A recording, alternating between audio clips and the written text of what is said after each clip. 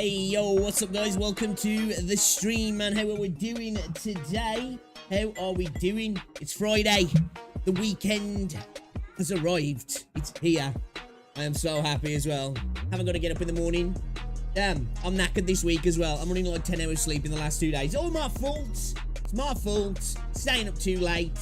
I went to bed last night as well, switched my computer off, but it needed to update. Obviously it restarted, but I don't know what, I must have gone upstairs, chilled out on the bed, and just bam, out like a light. Woke up this morning, my PC was still on, so yeah, it was a dumbass move. That was a dumbass move. I don't know why voice meter's not picking me up. Should have been muted. Am I muted? That's weird.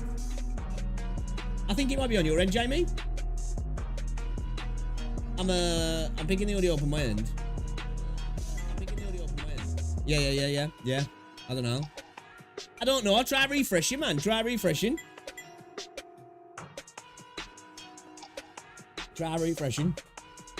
But yeah, freaking, I left my computer on all night, which is a dumbass move, but you know, I guess it's what it is. It's what it is. Yeah, I don't know, dude. Is it coming through for everybody else? I can hear myself on my end, like when I listen back to the stream. That's working. But yeah, it's Friday.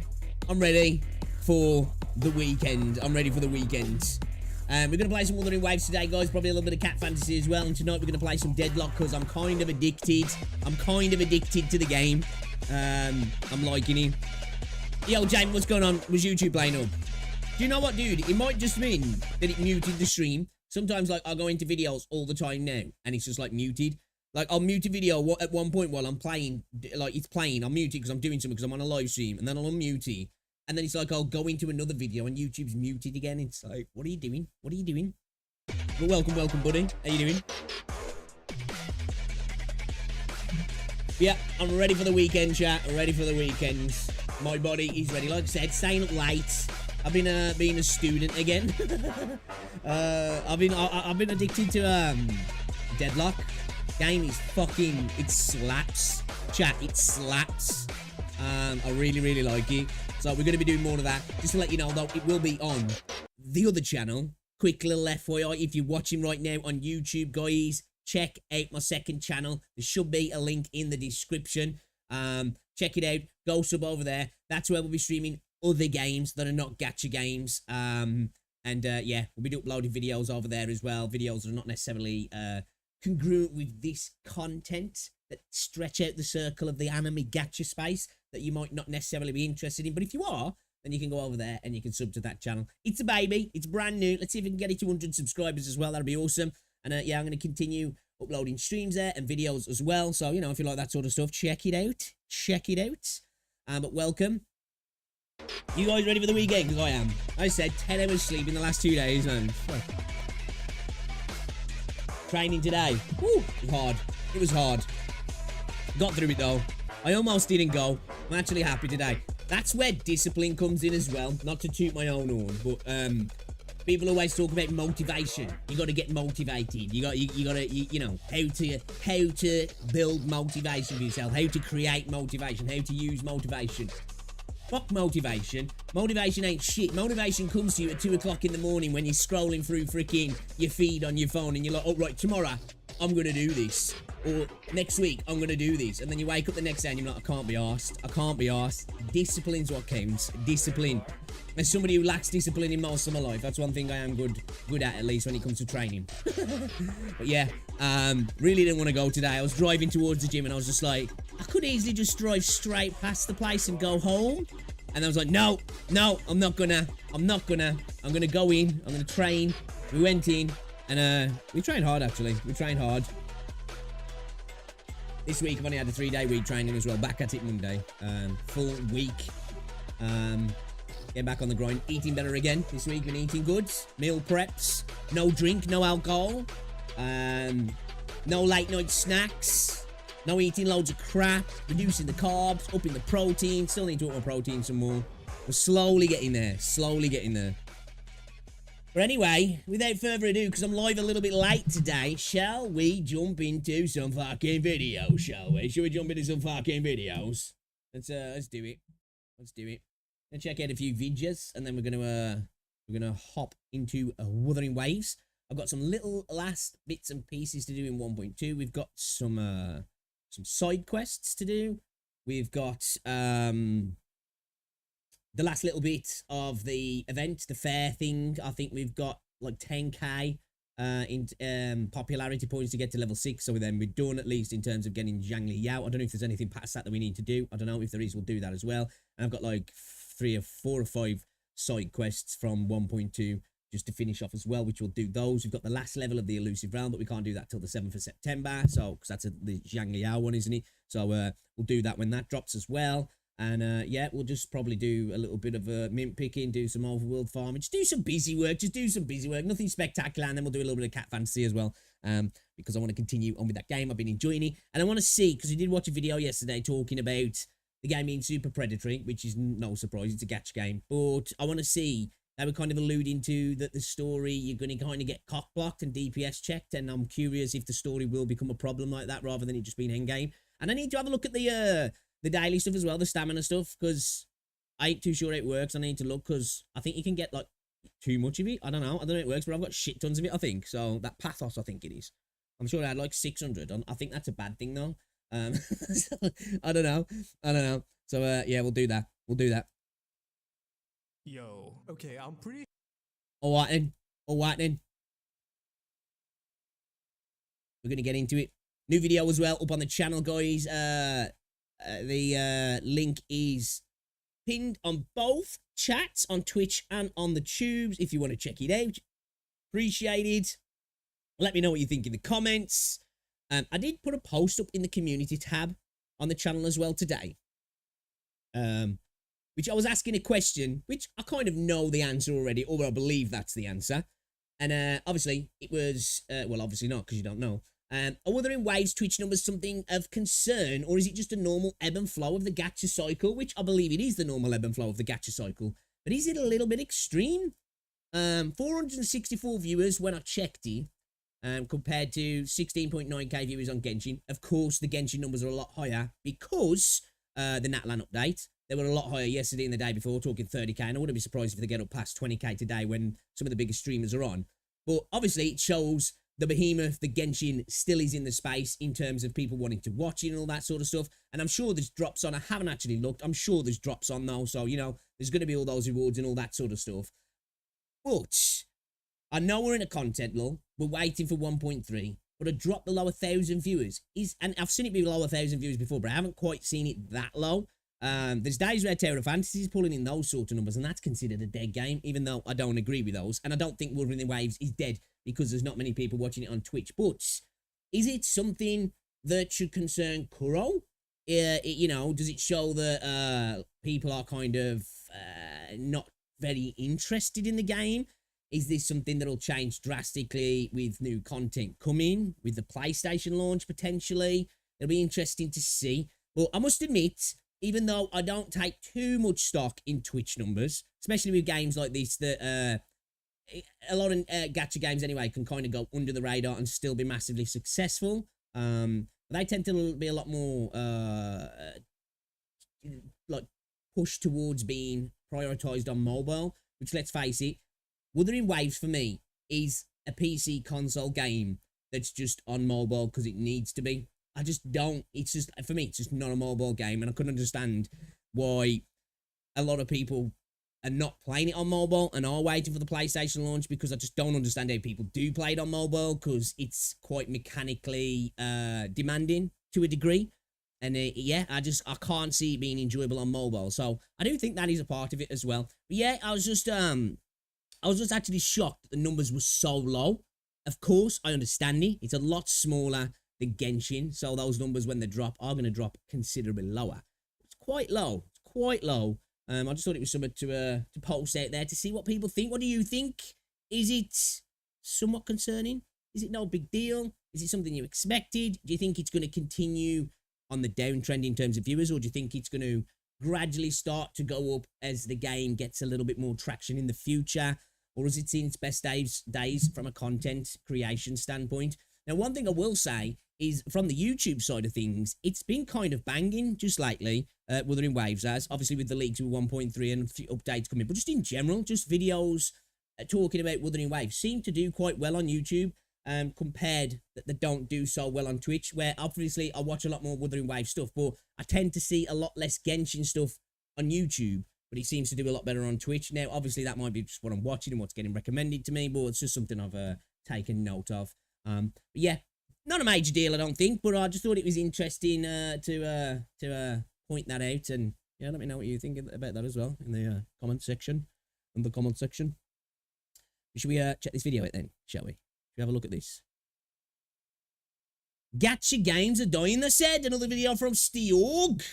I don't think they are, but let's see the video. Yo, okay, I'm pretty sure revenue's been like exponentially growing recently. You know, obviously we saw Zenless Zone Zero's launch was ridiculous, so that's kind of an example. But Puyo games are on a different level, aren't they? But let's see what Steel's got to say then. A lot of people have talked about how gacha gaming and gacha content is dying, and I don't know, I do agree at some point, but I also disagree. So let me show you what I exactly... We're talking about content. Okay. Maybe. I don't know. Potentially. Maybe. I just think with gacha games, you're limited in terms of the content you can create. I don't think there's a lot of creative expression in the gacha space. You can either do guide videos, you can talk about the practices of the company, you can show off new gameplay, leaks, reaction content, drama, but I don't think beyond that there's really much to show. I think with Wuthering Waves is a little bit more in terms of the fact there's such a skill expression in the game that you can show off that sort of stuff. But yeah, I just don't think gacha games really lend themselves for creative content that much. So yeah, I think it's kind of like, it's pigeonholed a little bit.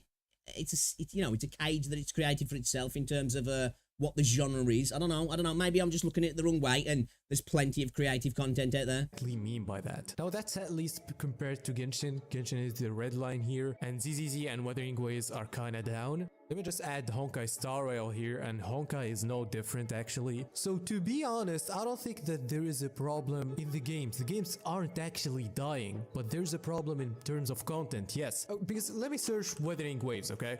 Let's see, Wuthering Waves in the past week. Views aren't really the best currently. You know, Doro gets views regardless, but if we talk about any other creator, it's kind of rough. Okay, this is kind of going against what I just said regarding, I think that the views seem decent on YouTube, but I guess still I'm right in comparison to Twitch. They are exponentially higher, but I haven't really looked at the overall trend. I've just saw that it seems like it's doing well, but I guess I am kind of biased in the sense that I'm comparing it to Twitch as well. Same thing, but by the way, with Zenless Zone Zero, there's no difference. If we check here, let me click and...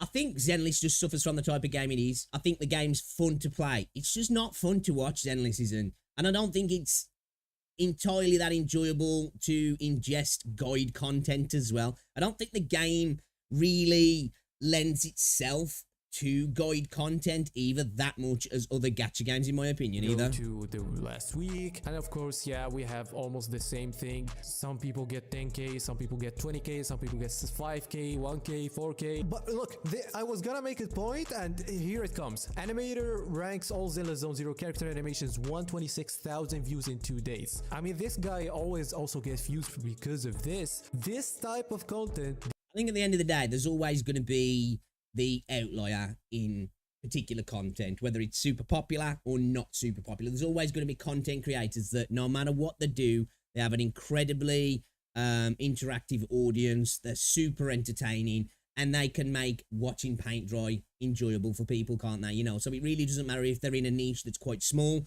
They will be successful and create a lot of interaction and drive towards the channel and towards the content, no matter what they're doing, really. The entertainment content, the things that you can do, isn't really existing a lot in Zenless Zone Zero and Wuthering Waves. In Honkai Star Rail, it only exists, like, I only think of ZMM, because I think ZMM is the guy that does challenges. And if you look here, ZMM is getting hundreds of thousands of views because of his challenge videos. And if you actually go and write Honkai Star Rail and go for the last week, Honkai is no different actually. People are not getting an insane amount of views. This is talking about power creep, 12k, we have 18k, 2k, 6k, there is no difference. But now let me search for Genshin Impact, okay? I think as well, what might be a part of it is that you've got more games now.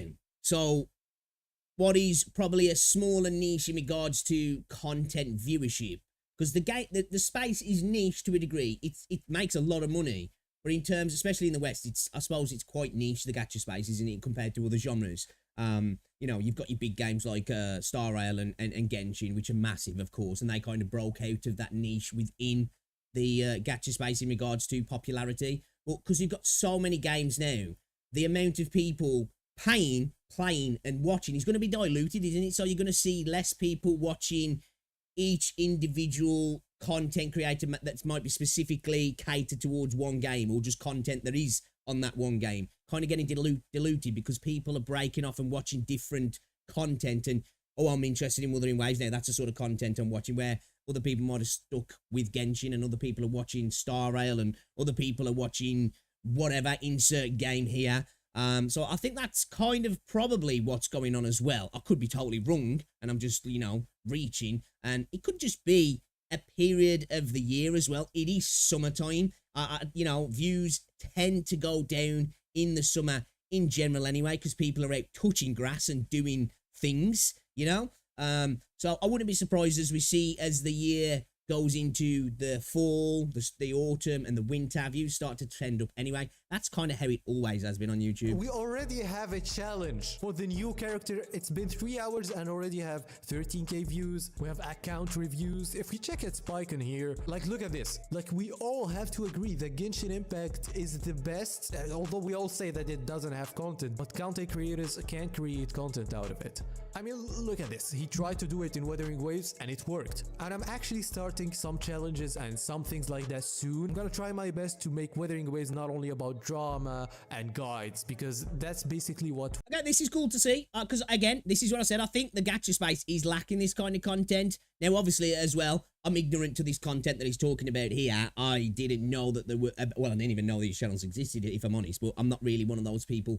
I make content, I play games, and kind of when I'm not streaming or gaming, I'm watching content, but I tend to not really specifically watch gacha content, really. I watch content on other games, and do you know what? I tend to watch a lot of police body cam videos as well. No, I'm a bit weird, but I can't help myself, man. I watch one and then I've watched 6. Wuthering Waves and ZZZ is. I'm actually currently trying to do it, and it's kind of working. Fixing the worst feature in Wuthering Waves, the shiny video. People like this video. The video that I was talking about, Gian, people like this too. There's the video that we, I think, remember, we talked about Calcharo. This video got like 52k views. And as you see, the problem isn't in the game. The problem is in content. And need to learn from the Genshin Impact content creators. I can't believe that I'm saying it, but this is true. And I'm not praising myself, by the way. You can see that I'm also making most of my videos here about WoWa are just guides and drama. Like, I'm no drift. Again, I think, like, you know, there's only so much content to be created from that sort of stuff, isn't there, really, at the end of the day? This is why I said that I think it does lack that sort of creative space within, at least it feels like, definitely within Wuthering Waves. I'm guessing that it looks like there is people like that in Genshin Impact. But yeah, I just think the genre itself kind of, like, doesn't allow that, though. I guess it does because people are doing it, but if you understand what I'm saying, there's other games and other genres that just really allow creative expressionism in content, because the games just, you know, some games just are really made for content, aren't they? They're pure cinema, the stuff you can do in them. Things like GTA, look, what, how many years later, 11 years later after launch, and it's still a content farm. Look at the RP stuff, you know, it's primed for content, isn't it? And there's lots of games out there, you know, whether it be things like Valorant or shooters or survival games, they really do lend themselves a little bit better to content than I think gacha games themselves actually do. I think it's just because of the genre itself and the games within the genre. Hopefully that starts to change, and I think it will. Again, we're going into the golden age of gacha games, and I think as we get more proper games, and I don't mean that these other games aren't proper games, but, you know, Genshin, Star Rail, Wuthering Waves, they're actual full-fledged games, aren't they? And they've got the gacha systems tacked on, where it's not just a shot roulette kind of game with a little bit of gameplay in between. They're full bore games, and I think as we get more of that, I think we'll start to see that sort of creative expression within the space I do. different. Even with ZZZ, you see here there is guide and there is the state of the game. Here's the thing, since I try to do everything, I can now see that in the future I'm trying to make more and more things, and I'm starting a new channel, by the way, which is going to be more Stjorg or Stjorg TV, but basically it's going to be variety. I'm not gonna go. Hey, look at that, man. We have literally just started doing that myself, actually. Great minds think alike, right? Variety in this channel. This channel is going to be gacha because I think variety doesn't work. If you see, I already made a video about open world games. It's now I don't necessarily think the variety doesn't work in content creation. I think if you're incredibly either like you've got really good points to make about video games, you can create essay type content, or you're just super entertaining. Variety content works, and I think if you start off as well from variety content, I think it works. I think if you're hyper focused on specific content for a while, and then you kind of pivot either into a different kind of content, or you spread yourself out into multitudes of content, I think it just confuses the viewer, which in turn confuses the algorithm, which in turn gives you bad results, and then you start to question yourself, and then content can be affected from that. I definitely think if you started making gacha content and that's predominantly what you make on your channel, you should stick to that, and it is best to create a second channel, a separate channel that's for your other stuff. That's why I've got the second channel now, Gachapon Pixel. That was going to be the gacha channel for me, because I kind of just did variety stuff on this channel, a random bunch of stuff really, but I'm kind of focused on gacha stuff on this channel now, and that channel is going to be for whatever. It might be for some gacha content that I think for whatever reason just doesn't need to come onto this channel. It might be too long, it might be too short, or I just think, you know what, let's just stick that on the second channel, and it'll be for all other games as well, and reacting to stuff that's got nothing to do with gacha, me just yapping, me potentially doing first impressions, previews, reviews, live streams, the lot, but it'll be a little bit more variety to it. Listed, and I'm gonna upload it to the other channel because, you know, this channel is now gacha. I'm happy at least that I can be variety in gacha. Like I can talk about drama now, I can talk about the states of games, I can do guides. This is very good. I'm happy with the state of my channel, and by the way, I'm so thankful for your support. But the point That's is, good. yes, it's always good to see somebody happy in what they're doing. I like agree. it. We're I like it. getting less views in Wuthering Waves and Zenless Zone Zero, but I definitely think it is happening in Zenless. I mean, Wuthering Waves, sorry. Again, this kind of goes to exactly what I was just talking about in that post that I put up earlier in the community tab. Looking at the numbers on Twitch, less than 500 people watching Wuthering Waves on Twitch. Again, I wouldn't say it's something to be concerned about, but I just think it's interesting to see that it's not really slapping in that sense. And I do think it'll pick up as the game builds and gets a community. You know, you just see the difference between that and Genshin. It's quite interesting, and of course Natlands just dropped, so that is a big factor. But yeah, it is. It's really low. It is really low. Again though, as the game evolves, maybe we're going to see the ability to be a bit more creative within the game in terms of content. Genshin Impact category is kinda showing us that you can make more content, but the thing is, there's some difference. You know, Genshin Impact does have co-op, for example. This opens up a lot of things. Genshin also has 4 years of content to create from. It also has a brand recognition, a community that like has a connection over time. Wuthering Waves doesn't quite have that yet. You've got a community that's got a connection over the enjoyment of the game now, but you don't really have that, like, nostalgia as well. That's a big thing with gamers, you know, that look back of like, oh, look at the journey we've come on kind of thing, and oh, do you remember this, and oh, what about this? And I think that's a big factor that kind of connects a lot of the Genshin community together, which I think is a big factor in how well it does in that regard as well. You also have the teapot. So this content that does attract casual people, like super casual people, you know, it's harder to make in Wuthering Waves. But what I'm thinking now is, what if I make some hard? I think as well, I keep going back to things like dungeons, if we do have more end game content and more beefed out, filled out, fleshed out, replayable content that resets, that changes, that pivots, but there's just more of it, I think there will be more options to make content then. At the moment, you've got Elusive Realm, you've got Terror's Adversity, you've got holograms, it's all been done. There's nothing really new there to show other than small little tweaks. When we start to get more of that sort of stuff and more content and more of an expansion on all that sort of stuff, I think we'll start to see that sort of stuff grow in the content space as well. Hardcore content in Wuthering Waves that can attract other casual players. That's what I'm gonna do in the next video. We're gonna talk about Chissa. You're gonna like it at all, by the way. To be very clear with you, I do enjoy doing variety videos. And I did see that a lot of people did like my video. Like this new video that I just made here yesterday. It's been like 19 hours and it's, you know, already listed here. But basically, this video was liked by so many people, and I think that starting a new channel and making all of this variety content in another channel is better, because since a lot of people don't click on this video because they only care about gacha, you know, and that's so normal, but YouTube will not really recommend it because people are gonna watch like 2 seconds, maybe put a like just to support me and then dip. Yeah. It's all about minutes watched. It's all about retention. That's what pushes the videos further. If you always look in your studio, the videos that tend to do the best are the ones that have got a decent retention in comparison to the length of the video.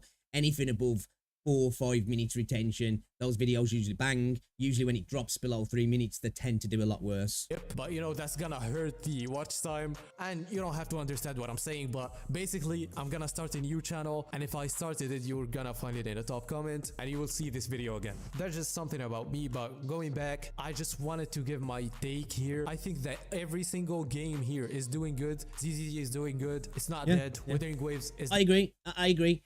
Just because I talk about the numbers on Twitch and we're in a lulling content, and obviously Gacha's in a popping, Genshin's in a popping content at the moment. I think a lot of these games anyway, even when there's not many eyes on them, they're just doing well anyway. You know, they're just killing it, and I don't think that's any different for Wuthering Waves as well. Not dead. Genshin Impact is a little bit popular actually, but don't think about it as it's marginally more popular than Honkai Star Rail. Like for example, we saw the graphs here. Look at the difference. This is Genshin Impact, this is the rest of the games, and we all know that Honkai Star Rail is doing better. Like it's in terms of revenue, it's doing way better. And this is like in the last 3 months. We all, as well, in the West, we all underestimate China, you know? We underestimate where the Chinese are watching the content, where they're ingesting the content as well, because we all know they're the biggest spenders and the biggest players anyway. And sometimes we do get wrapped up in our microcosm over in the West, don't we? If, oh, it seems quiet here. Well, they're over having a raving party over there, you know what I mean? Months, like I think even Arlecchino was here. But let's be fair, Genshin has more variety of contents, and I think, yes, us content creators that... Again, it's got more variety of content. The game has been out for 4 years old. Of games. I don't think there's anything wrong with that, but we have to acknowledge that that's what the viewers wanted, you know? People who found out that drama videos get them a lot of views, and it's literally easy, okay? It's way easier to make a drama video than to make a video about innovating a thing or a challenge in Wuthering Waves, and it takes way less time. As I said, I'm gonna only speak for myself. As I'm gonna always be covering drama, I'm always going to be also doing something, you know, that's kind of different. I'm gonna try my best to, how can I say it, revive the content in WoWa and ZZZ, especially in WoWa, since I play it more, you know, and I try to make content that can appeal to even people who don't play Wuthering Waves anymore. And of course, if it wasn't fun afterwards, I might stop, you know. We also have the Gacha Game Awards, which we're doing this on August 31, and votes are basically in. And by the way, we got a lot of content creators in this event, and it's a good event for the community. And I want to say that a lot of votes were so unexpected, because I will agree that there is like some form of popularity being something here because it's based a lot on votes, but a lot of things were so unexpected. Yeah, I think this event will be so cool, and you know, it's just for fun, just trying to reunite the community. And also shout out to Captain Cabinet for making this website. And by the way, someone said that this is a scab website, or what? There's literally no ads here. Sort of that Convalaria or whatever it is. It's supposed to be quite fun, guys, as well. I don't work for China. I'm just trying to make an event, for fuck's sake. Anyway, if you don't subscribe now, you're gonna lose your 50-50. Bye bye. Alright, good video. Yeah, I agree. I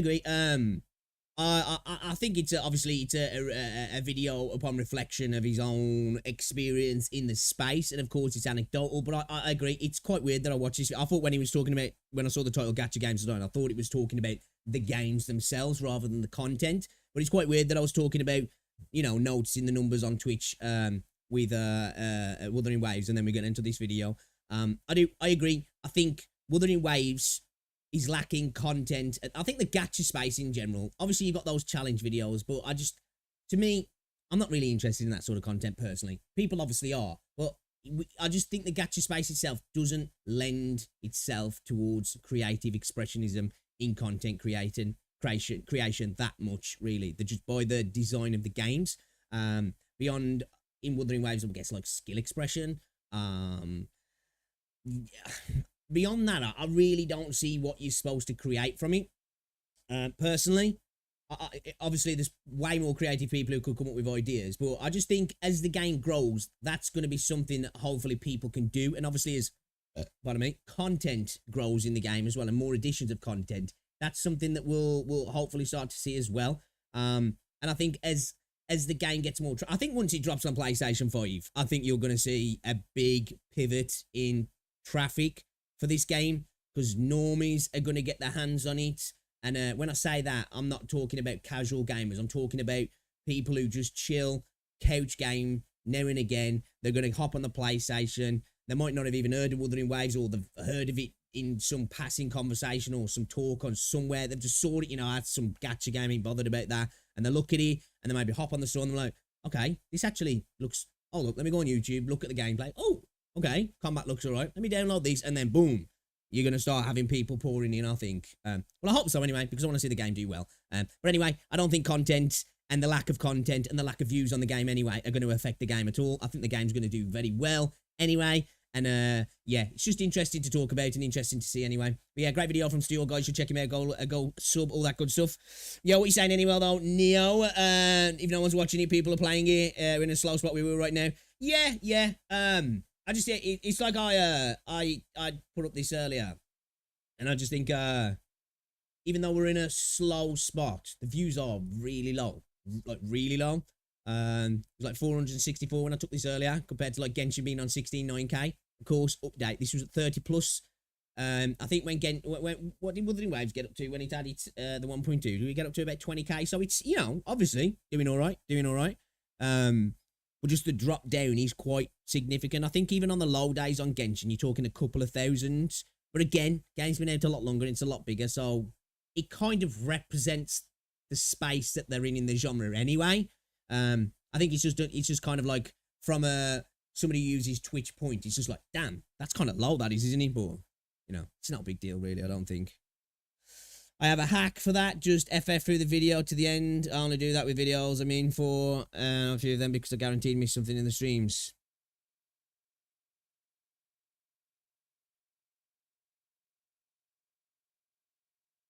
Oh, I get you. What, you putting it on 2 speed? I wonder what he's on about then. I get you.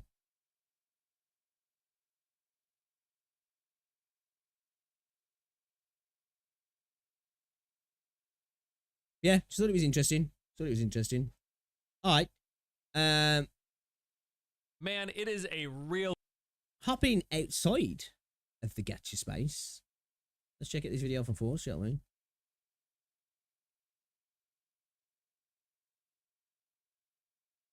No, you scrub through. Oh, okay. All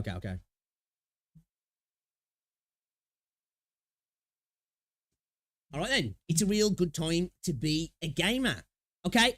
I agree, if I'm honest. I know a lot of people nowadays love to rag on gaming and say it's a really crap time to be in gaming. I think in the AAA space, that's kind of true. There's a lot of good AAA games, but I think there's also a lot of slop. There's a lot of unoriginal, non-unique games that are not catered towards gamers, are catered towards people who don't play games. And a lot of the people in these places seem to really dislike gamers as well. But all that being said, I still think it's a really good time to be playing games at the moment. And I think if you're on PC as well, I think you're probably getting a better deal than if you're on console, because there's just so many good titles out there on PC at the moment. And not all of them are brand new. Some of them are live services, but it's still a great time to be a gamer, in my opinion. Is it the best time? I don't know, but I think it's a really good time to be a gamer. good time to be a gamer right now. Gotta say that this past week has been quite exciting. Black Myth Wukong was a pleasant surprise, turning out to be a whole heck of a lot of fun. But then on top of that, we got a bunch of new announcements, updates, and reveals out of Gamescom. Dying Light, is that a DLC, that game? Or was it a whole new, like, little spin-off game? Still have not played Dying Light 2. Played the first one, loved it, and I've heard a lot of people say, even though it's had a lot of updates, Dying Light 2, and it's got a lot better, it still just doesn't seem to hit that spot that the first one did, so we need to play that game. The massive yearly convention held in Cologne, Germany. Hello, meine deutschen Freunde. Alles Gute. Yeah, the Germans sure love their video games, if you didn't know. Gamescom is officially the largest gaming event in the world, with some 320,000 attendees at last year's show, and even more expected to be turning up this year. There are a lot of people who go to Cologne to see some games, and as such, there are a lot of developers there as well, showing them. This year has been of particular interest for me because, simply put, there are a lot of games here that I'm really looking forward to. Okay, I'm happy I'm watching this video, actually. Hopefully we're going to get some insight to the games that were there, because I must admit, didn't really pay attention to Gamescom at all this year. I watched a little bit of ONL. I was kind of disappointed with it. I thought it was kind of mid, and I was like, you know what, I'm not even that bothered about the rest of the show. If something good comes out of it, I guess I'll see it. I haven't really seen anything, so I don't know if that means that nothing great came out of it, or I've just totally been ignorant to that, but let's hopefully see there's some titles in this video that are, you know, scratching that itch for me. Some of which are coming in the next few months, others later in 2025. So here are some of the news and announcements out of Gamescom that caught my eye, caught my attention the most, in no particular order. So first up, Dying Light the Beast. This is a new zombie smashing game from Techland, and I mean new. This isn't like an expansion or an update for Dying Light 2. It is evidently an entirely separate game, at least now it is. Initially, it did start production as a DLC pack, but during its development, after some leaks came out, they decided to make it much bigger, expand the scope, and they swapped gears, spinning it off into its own thing. That said, though, this is pretty cool. They've also announced that anyone who purchased the Ultimate Edition of Dying Light 2 will receive Dying Light the Beast at no additional charge. That's cool. I am pretty sure I own that edition. I'm sure I bought that on sale. So, hey, let's go. I've got this game when it comes out. Then I guess I'll have to double check, but I'm pretty sure I did. Completely for free. But regardless of its genesis, I'll play a new Dying Light game. While they're not without their faults, I have genuinely had a good time with this series in the past. Yeah, the first one was great. I've got to play the second one. Now, what can we expect? Well, from the reveal, we learned that this will take place primarily in a rural setting called Pasture Woods. They refer to this area as a tightly crafted open world featuring natural landmarks, small villages, and industrial complexes, all of which will offer different diverse. Is he going to have is he going to lean a little bit more into like a darker horror aesthetic? Even though I know obviously there's a nighttime in the game, but you know, like it's going to be a bit more, I don't know, a little bit more creepy maybe? Traversal options for you to explore. It's in the woods, man. It's got to be right. Parkour system is making a return, and we can hop into some. How does that work then when you're out in the woods and stuff? Are you going to be hopping from tree to tree or something? Off-road vehicles running zombies over in a four-wheeler. Now, all of the open world elements will be here as expected. You will find bases to raid for loot. There will be safe houses to take a rest, towns and camps for you to chat with NPCs. And we will once again be playing as Kyle Crane, who after 13 years of enduring experiments has escaped and seeking retribution on his captors. In addition to tracking down our main targets, the wooded region we'll explore will also be full of all sorts of people and different factions, some friendly, some foe, and then the obvious foes being the zombies and some unnamed horrors that inhabit the woods. And we'll be taking on these threats with the staple melee combat system. There's ranged weapons.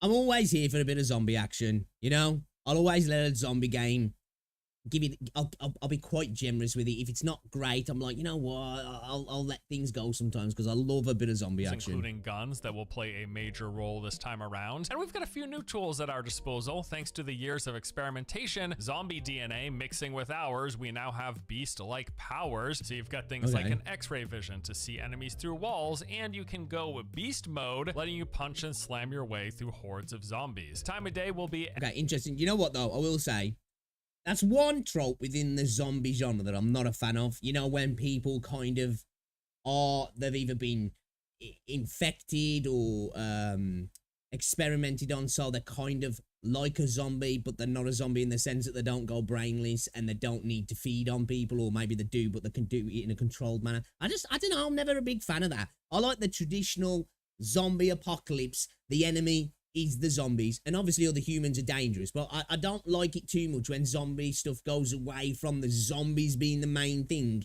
and it's the humans, because I'm just like, Okay, that's cool, and humans are dangerous. In an apocalypse, humans will be incredibly dangerous. But fuck that, man. Let me deal with the zombies, you know? As impactful as ever, while the sun is up, we'll be free to explore the region in relative safety, searching for loot. But then once night arrives, the darkness brings the hordes with much more difficult foes among them. Although it can all be made a bit easier if you play with some friends, as 4-player co-op will be making a return Okay, as that's well. cool. So Dying That's Light the cool. Beast, I think this looks pretty cool. I'm happy to play some more Dying Light. No release date as of yet, although we are expecting 2025. Have you ever wanted to get into game development yourself but weren't sure where to start? Well, today's sponsor is here with one solution. Boot.dev is a new way to learn back-end development aimed at tackling one of its biggest hurdles, and that is boredom. The idea is simple. They've gamified learning programming languages, turning the process into what feels like a captivating RPG. That's kind of cool. I definitely think like that instant gratification way of learning is the best way to do it, especially for people who potentially have really short attention spans or things like ADHD or ADD and all that sort of stuff. It's you know, that instant gratification is a really good way to keep you hooked, isn't The it? platform is designed to get you writing a ton of code because, as they say, getting your hands on the keyboard and shipping projects is the only way to really learn. You'll learn back-end development from start to finish in the Python and Go programming languages. Boot.dev is fully online, self-paced, and as mentioned, it feels like playing a game with clear goals and Dude, this is, you know, when I see this sort of stuff, I'm like, man, I wish I was a kid nowadays, you know? Like, we didn't have none of this when we was kids. And I'm not saying that that was an excuse not to do the things you wanted to do, because there's plenty of people who are successful, but just the ease of access. I just think nowadays, if you're a child or a young adult, and even an adult, I'm not even going to excuse myself here, especially if you're young though, you really don't have an excuse.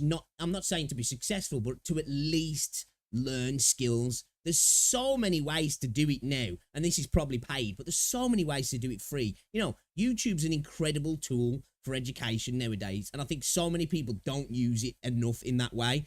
And I just think kids are super lucky in that regard nowadays. step-by-step guidance. As you progress, you'll earn experience, levels, achievements, and complete quests with global leaderboards to see how you're doing. And the creators of Boot.dev never want anyone feeling like they've spent money on something that isn't helping. So they offer a free demo of every course and its interactive features, along with a 30-day no questions asked refund policy if you change your mind. To learn more and check out Boot.dev for yourself, click on the link in the description below and use my code FORCEGAMING to get 25% off your first month or your entire first year if you choose the annual plan. Path of Exile 2, however, does have a release Looking date. forward to I this. can't believe it. Looking I forward to also this. cannot overstate just how pumped I am for this. We may very well be here to witness the launch of one of the best ARPGs of all time. It's certainly possible if they deliver, and from everything that we've seen, Path it of looks Exile's a like good they game. may very well I am. do I'm just looking forward that. to this. Now, we now know that the game will be officially entering early access on November the 15th, which is less than 2 months from now. The announcement know trailer that. told us a bit of story while also showcasing a I'd probably know that if I watch Gamescom. few of the game's 100 plus boss encounters. Now, what continues to amaze me here is that this sequel comes at a time where the original Path of Exile is doing better than ever. Quite literally. Well, they did say that, didn't they? They spoke about that the game is going to run simultaneously with Path of Exile. It's a totally separate game. It's going to be its own thing, and it's going to be a big thing for them. But they're not. That says they're not shying away from the future development of Path of Exile. So PoE 2 and PoE are going to just run next to each other, and they're both going to be like continually worked on. So that's great. You know, if you go over to PoE 2 and you're like, oh, I don't know, man, I feel comfortable with this game. As far as I'm aware, you're still going to be getting all the future content that you've been getting. And so that's really cool to see that they're not leaving the old game behind as well, which is an interesting choice, because most games don't do that. Once the next one's out, it's like, fuck that one off. But they understand that there's a lot of people that love that game. And yeah, it's cool to see that. Literally, the game has continued growing in popularity year after year, and only just a month ago reached its all-time peak concurrent player Holy count. shit. It has been around for over a decade now and still attracting new players. It's just Concord could never. insane, practically unheard of. Grinding Gear Games is riding high right now without question, and if Path of Exile 2 delivers everything people love about the first game but improved with more content, well, GG, this game is primed to take the world by storm. Not to mention the fact that they're doing their players the unbelievable solid of making all cash shop purchases transferable between games. Anything that Hey, you see what I mean?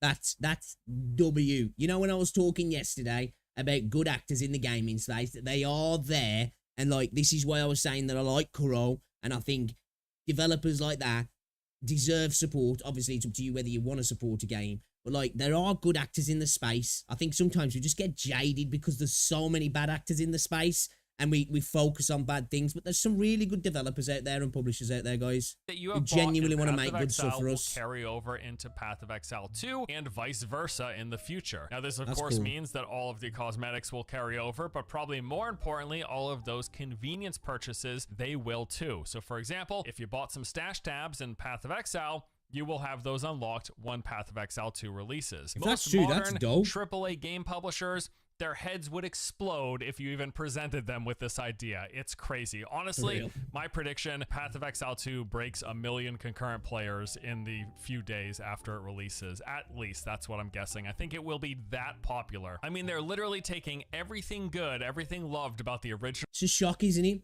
When game developers make a good game and respect the community, they make money and lots of people play the game. It's like this alien concept to most developers. Game, a game that just continues to get more and more successful, more and more popular. They're improving the visuals, they're polishing the gameplay and the combat, they're adding more content, there's a bunch of new classes, brand new mechanics, everything is just better. This is gonna be huge. I cannot wait. November, when is it? 15th.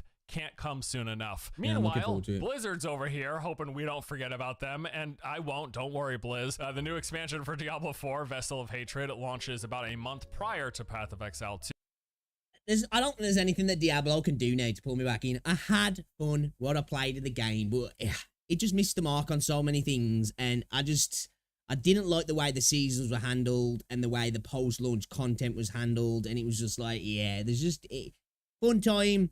Done. Not coming back. Which should be more than enough time to play through everything a few times over. During Gamescom, they released an overview trailer going into some detail about some of the new stuff we can expect. The new region, Nahantu, will consist of 6 large separate areas, 4 of them being the deep jungle, and then the other 2 these sprawling red rock canyons. There will be a few new enemy types, including the Hollows, these tar creatures born from hell, the Dregs, mutated humans tripping out on poisonous plants, and then the Lacuni are One thing I'll say about Diablo looks great. Diablo 4 looks great. back, transformed, and reimagined from what And not the we've only seen thing I'll say before. about As it, you you might know, we're getting I enjoyed my mercenaries. play, They my overviewed time some with of it. the abilities of the 4 that we will unlock as playing through the campaign. The basic archetypes being a tank, archer, berserker, and a demon mage child thingy. There's also this cool reinforcement system. This sounds pretty neat, actually, where you can attach a mercenary skill onto one of your skills so that whenever you use your skill, the mercenary then shows up using the skill that you've attached to it. That's The kinda mercenaries are cool. also going to have a skill tree that has a bit more customization and depth Actually, than that's what quite cool, D3 that is. had, I where like you that. just picked from 2 Sounds options dope. every few levels. And then there is the Dark Citadel, this being the big new endgame feature for the expansion. Okay. It's essentially a large co-op dungeon designed for 4 players. There will be puzzles that require multiple people. So say one person stands on a pressure plate while everyone else goes to the other side and flips a switch. And the bosses will have mechanics that require group coordination as well, with things like damage soaking or reflecting attacks back onto the boss and trying to coordinate your positioning with your teammates. Basically, they can just take everything that World of Warcraft has done with their group dungeons with boss fights that require Although this has got nothing to do with Wuthering Waves, sort of stuff I'd like to see in Wuthering Waves, cooperative and solo. coordination over the past 20 years, and they can toss some of those mechanics into some Diablo fights here as well. They're also adding a party finder feature where you can search for players for activities such as the Citadel, but there's also categories we saw for dungeons, season events, world exploration, boss fights, or just whatever you want. This is a search and invite from a list system, not a queue, and get randomly matched into a group one. I mean, for sure, I will play the expansion, Both should I'll be there, level up my really. barbarian, I'll see the new zones, and I'll try this co-op dungeon. I'm expecting at least a few days worth of content, and maybe I'll be surprised and there's more up their sleeve that they haven't revealed yet, although I'm not counting on it. Vessel of Hatred will be launching on October 8th. All looks good, but it's not enough to pull me Yeah, back I in. think if I get a week, that'll be, boy, but for like the $50 that they're charging, maybe that isn't enough. I got to reevaluate my relationship with Blizzard games at some point, right? Maybe eventually after 30 years. All right, Arc Raiders. Here's another game that I've been keeping tabs on for a while. Oh, I remember seeing this game, what seemed like ages ago now. Wasn't it like some sort of co-op third-person shoot? I just remember seeing some footage or some images of like people going against some like gigantic mechanical spider boss kind of thing, and I heard that it's not going to be like that anymore. It's gone like full into an extraction shooter.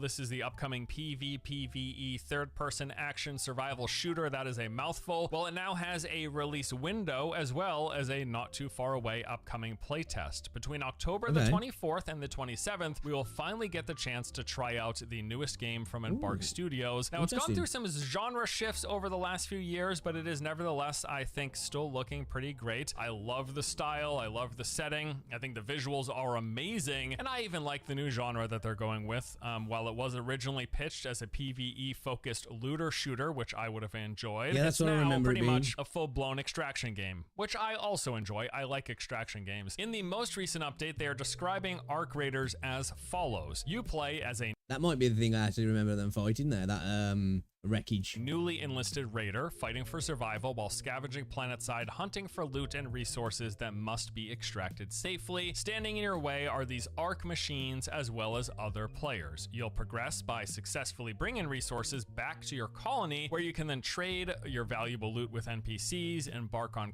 My worry is, though, that because it's trying to go down the extraction side of things, is that it won't do it too well because it's kind of switched to it, because obviously it's a genre that's doing really well now. Games are coming out and people within the extraction space are craving more extraction shooters. It's kind of in the space that battle royales were in like 2018, 2019, where everybody and the mom wanted to make a battle royale game. And I'm not gonna lie, I was at that time, I was like, dude, give me more, give me more, give me more, because I was in the idea then that battle royales were a genre, and they are now, but people were just like, well, we've already got one. We've got PUBG, we've got Fortnite, what do we need? And, you know, obviously then we've got Warzone, and obviously there was a litany of other ones that came out, failed, totally dropped off. But I was happy for them to come out. I like options, and obviously not everything works. So I think the extraction space is in that place now, and I want to see more extraction shooters. I like Arena Breakout. I like Tarkov. I really liked the Cycle as well. Shame that game died, but, you know, they kind of fucked it up themselves. What is it? Delta Force, that looks good as well. Haven't actually been able to try that yet, like. So I'm happy for more extraction games to come out, but I'm always a little bit worried when a game was going in one direction, sees that this genre's doing good, and then like, right, okay, we need to be in that now. And it's like, is it gonna be a good one because it's been pivoted quickly into it? Are all those elements gonna be fleshed out properly for the extraction side of things to actually be enjoyable? Because you can't just make a game where you go in, you get some stuff and you get out. There's got to be reasons, there's got to be quests, there's got to be good loot. It's got to have that replayability and that enjoyment to it, because otherwise it's just trying to cling on to that genre. There's a couple of games that are kind of milling around now, which I have looked at and I'm like, they're kind of like that. They're just trying to jump on the extraction bandwagon and they just don't seem interesting. Quest, upgrade and expand your chambers, and grow your character to suit whatever particular playstyle you enjoy. There's going to be solo as well as group play options, and from what they have said, it looks like the game is just going to have the typical survival extraction gameplay loop and mechanics, with things like you having to pay close attention to your surroundings, listening for the sounds to distinguish what's AI, what's other players, and then reacting accordingly. They also say that the gameplay is, quote, tactical, visceral, and grounded, with a rich and playful sandbox of gadgets and tools beyond just guns and ammo. So Arc Raiders is scheduled to release in 2020. Worry with it being a third-person game, and I don't mind third-person PvP, but I think when it becomes a little bit more strategic and tactical, and it's a lot more punishing because it's an extraction shoot, and I'm assuming you're dead, it's over, you lose your gear kind of thing. I don't know exactly what you're going to go in with. Are you going in with the weapons that you've took in and you lose them? Are you going to have loadouts, base loadouts you always have, and it's more about the gear rather than the actual weapons that you've got? And is that with extraction shooters, they're very, half the battle is getting the jump on somebody, positioning, all that sort of stuff. And I just think when you're in a third person game, you know, corner sitting is really big, isn't it? And you know, the advantage of sitting behind cover, waiting for people. Will it be as an enjoyable and tactical experience as it can be in first person? I don't know. It'll be priced at $40. If you want to check it out early, though, as mentioned, you can register for that October playtest. Registration signups are available right now. Just head over to the Steam page. Yeah, this is a gameplay I remember seeing. And yeah, even though I would have liked a PvE co-op focused looter shooter, I also like extraction games, so I will check this one out as well. We got some new trailers and interviews for Atomfall, a new game from acclaimed studio Rebellion, who's probably probably best known for one of my favorite guilty Is that like a pleasures, little English the Sniper villager? Elite franchise. I don't even know if anyone considers these games any good anymore, but I enjoy them. Well, the developer is taking a break from nearly 2 decades of slow-mo X-ray headshots to try something a little good to see. different. What if Good to see. Fallout was more of a sandbox and took place in a small countryside English village? Well, that's about what they're delivering here with this I'm brand liking new this game, from style. what we can tell. They're calling it a Obviously, as a British person, I'm biased. I do love to see games set in Britain. You know, I don't think there's enough of them. Obviously, probably from people from other countries, be like, well, there's plenty, but I just, you know, I'd like to see more of them. You know, it's cool to be like, hey, you know, well, I don't recognize that, but you know what I mean. There's that connection there, I guess. survival action game inspired by real-life events set 5 years after the Windscale nuclear disaster in northern England. But you know, this is a fictional alternate reality timeline version of that, where we will be exploring this quarantine zone, scavenging, crafting, bartering, fighting, and talking our way through a British countryside setting seems filled with interesting. bizarre looks characters, cool. mysticism, cults, And a Wicker and Man. rogue government agencies. The bullet point list of features include a player-driven mystery will unravel a tapestry of interwoven narratives through exploration, conversation, investigation, and combat. looks where alright, every doesn't it? choice has its consequences. We'll be exploring this green and unpleasant land, the picturesque British countryside with rolling green hills, lush valleys, and rural villages belie the dangers that await you. And we'll be searching, scavenging, and trying to survive as we scavenge for supplies, craft weapons, and items. I'm sold and on fight this. desperately I'm to sold make on it this. out This looks cool. alive. I mean, I'll be honest here. I think this looks really good, to the point that I'm surprised there aren't more people talking about it. Like I said, though, Rebellion is an interesting studio making games that are seemingly at least somewhat popular, at least amongst what are practically gaming boomers such as myself. Their 2 long-running franchises being the Sniper Elite franchise and the Zombie Army. They might not be the best games, but I think they're pretty solid, and they're at the very least fun. I think this person's using a pad, yeah, or they've got the worst mouse in the world because they're making it look a little bit clunky. I think when games show off their game, I think they should try and use mouse and keyboard as much as possible. I'm biased because I play on PC. I just think sometimes, you know, you see people aiming, you can see that clunkiness of them trying to readjust with the analog stick, and it just makes things look not as good as it potentially could. Fun to play. I've always really enjoyed them. So I'm hoping for the best here because I think this idea and what they've shown has a lot of potential. Adamfall is Do you know scheduled what I mean? to How release in slowly March they were aiming over to 2025. that person there was then. a lot of new stuff for Monster Hunter Wilds. A bunch Okay. of gameplay videos, previews, and live streams. Looking forward to that these. were Got to get back released. up. We got I to myself play, actually have some finish hands-on impressions coming Monster in Hunter later this week. So I'm World. gonna save I've most got of that the and Monster Rise, Hunter and I played a bit of discussion World, for but that I haven't video. finished will it. say, though, We beyond all of the need to gameplay go stuff through at those games. Gamescom, we also got a new official looks trailer horrible. which revealed Lala Barina and the Scarlet Forest. So the Scarlet Forest That is is a new area awesome, outside of the dudes. previous. Look at that. That is such a sick design. Like, holy cow, bro.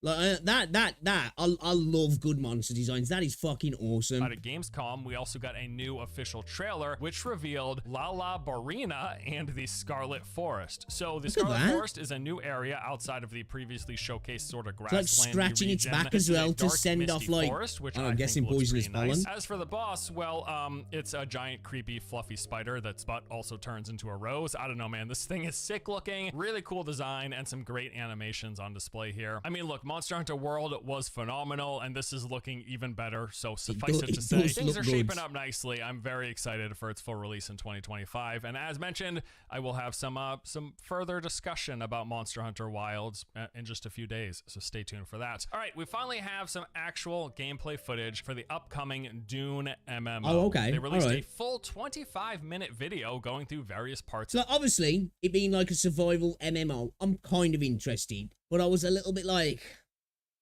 how are they going to make the Doom world work in an MMO game? Like, is it really, you know, is it going to translate over? I definitely think it could translate into like a story, single player, heavily focused on like more linear, you know, cinematic gameplay. But like, will it really work in an MMO survival game?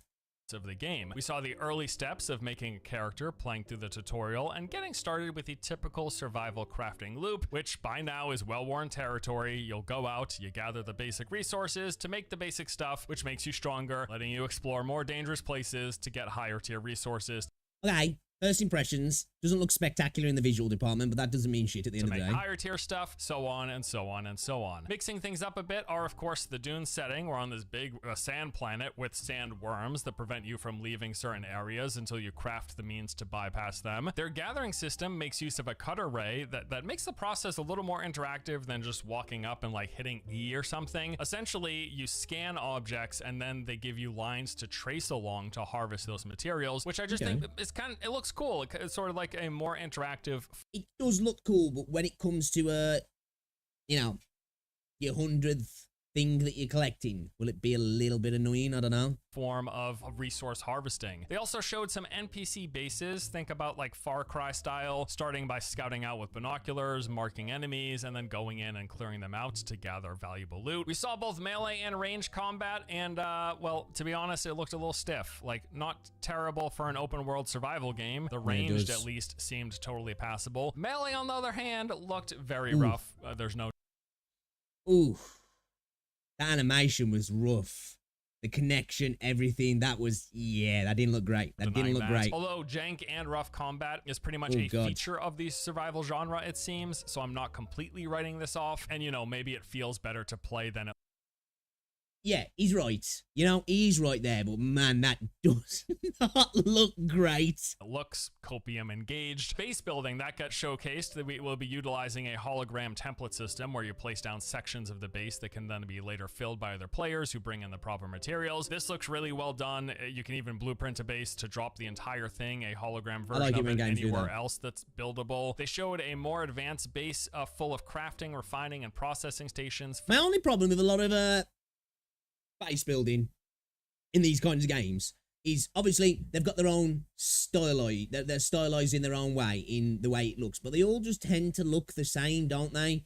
Like, I want a little bit more now. I think it's time to go to the next level when it comes to base building in games. I'm not against it, I like it, but I inevitably don't get too excited because I'm like, you could transfer the bases from all of these different games into each other, and they really won't differ from each other that much. They've just got a different coat of paint on them, you know what I mean? Fabricators, as they're calling them. They then build an early version of a sand bike, which is used to traverse the sands and zoom by those early game sandworms. We saw a couple world events like the crashed ships, where valuable loot comes down from the skies, and surrounding that is PvP enabled areas. At nighttime, there are these police forces that scan the planet, and if you get spotted, they'll call down troops to your location. And then we also saw players running away from the sandworms, which was cool. And then they briefly jumped to some later game.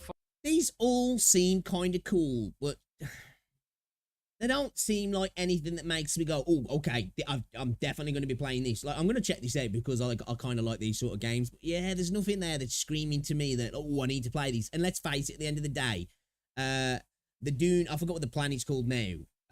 You know, it's Arrakis, that's it, yeah. It's not the most visually pleasing environment to spend a lot of time playing in, you know? The idea, obviously the premise, I get it and it's awesome, but I just mean in terms of all of this, I wonder how they're going to go about that in biomes and making it feel like things feel a bit different, you know what I mean? Footage. So we saw some ornithopter flight in action with players flying towards a testing station, which are like the game's version of dungeons, where groups of players go in to clear out enemies, collect some loot, and uncover some lore. I loved the visual diversity on display here. This area was full of greenery, which was nice to see. And then we saw them take a quick stop by one of the game's 2 social hubs where they can meet players, trade, form guilds, talk to NPCs, unveil the story, trade with vendors, and pick a faction that you want to fight for. And then finally, they wrapped up with a super brief section highlighting what the end game guild versus guild spice harvesting is going to look like. Putting aside the fact that there are some real stiff looking parts of the combat, I think generally this looks like something I'd want to play. It's clearly a full-on survival game, and again, has many of those rougher edges that this genre is known for. Those aren't off-putting enough to me, and I'm still looking forward to getting some hands-on time with the game. Hopefully soon, we'll see. Beta testing is currently underway. As of now, the game is scheduled to release. So can you do that in game then? Like, say you're getting into some kind of PvP. Like, is that like maybe a really powerful tool that you can craft and you can take it into the combat with you and you can drop down? Because what is it now? Is it a sonic, whatever it's called? But basically, it tracks the worms, doesn't it, via vibrations?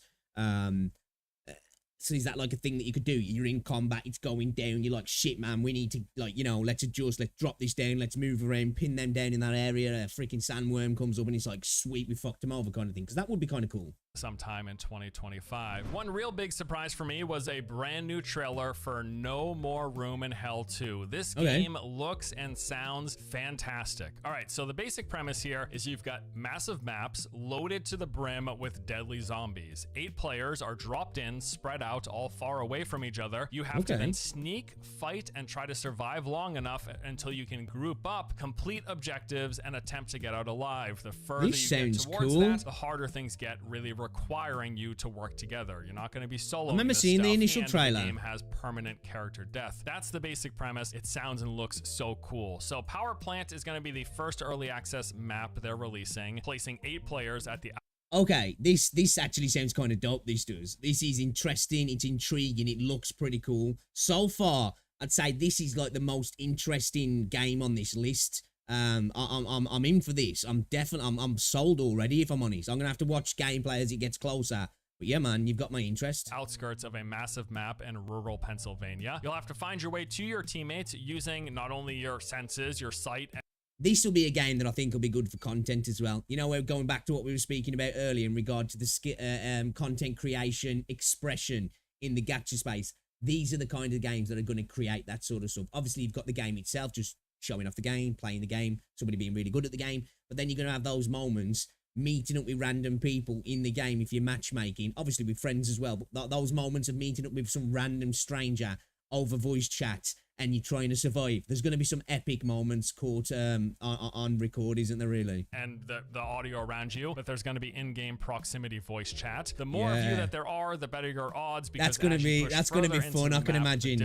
I'm looking forward to this. Increasing. So you go around gathering weapons and equipment, moving your squad towards the extraction point. If you survive and get out alive, you get to keep your character and everything that you collected. If you die, it's all gone forever. Looting supplies will level. This is an interesting way of doing an extraction shooter that I'm definitely here for this. Pull up your character and then not so much PvP. I wonder if there is PvP as well. On the next one, as you get access to equipment caches and special starting gear. They promise as well that this is not going to be easy, that even a single zombie is a threat. A crowd of zombies can tear a group apart. The undead can see you, they can hear you, they can hear each other, and making too much noise in any capacity will draw in the hordes, ending your run. Best of all, this is the latest endeavor from Torn Banner Studios. They are the developer of the Chivalry series. This team has made some great games I've really loved, so I'm excited to see this one. It's basically a co-op extraction game in a zombie survival setting. It sounds brutal, and I'm really here for that. That's like a co-op extraction shooter. I'm here for it all, whatever, melee, brutal, whatever you want to call it. I'm definitely here for that.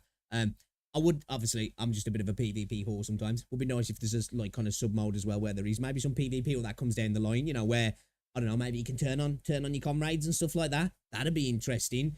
I'd like to see something like that as well, because that would be really, really fun to play as well. But yes, even if it doesn't, I'm sold. I am sold. I can't wait. All right, so those are some of the big heavy hitters for me, the things that I am the most interested in immediately, at least. But there were plenty of other things that very well could have made the list. Kingdom Come Deliverance 2 released 25 minutes of some fantastic... You know what? I've got this game, and I loved it when I first started playing it, but I think it's because I was streaming it back in the day, and I just stopped playing it, and I don't know why. I need to go back and actually finish this game. Looking gameplay, this being the sequel to the wildly successful, immersive, story-driven action RPG set in medieval Europe. This is looking very good, expanding upon the series' authentic first-person combat and epic cinematic storytelling as you live the life through the eyes and actions of Henry. Sniper Elite Resistance was revealed. I told you this is a guilty pleasure series of mine. This one will include all the expected stealth sniping. I haven't played this game for years. The very first time I played it, I don't know if it was the very first one or it might have been the second one. I must admit, a lot of fun, but yeah, I don't know if it's a game that I'm bothered about nowadays. Action, but focuses on a hidden war far from the front lines, deep within the heart of occupied France. Crimson Desert got 4 new gameplay trailers showcasing various boss fights. This, of course, being the new game from Pearl Abyss, and kind of looks like Dragon's Dogma a little bit there, almost. And their first crack at a non-MMO. Maybe they made, well, this is the first one I know about. Certainly pulling some lessons from Black Desert Online, though, here in the combat, just adding a bit more wrestling and grappling to it all. Looks pretty good. Borderlands 4 was revealed. Not a lot to say here, though. It was just a brief cinematic.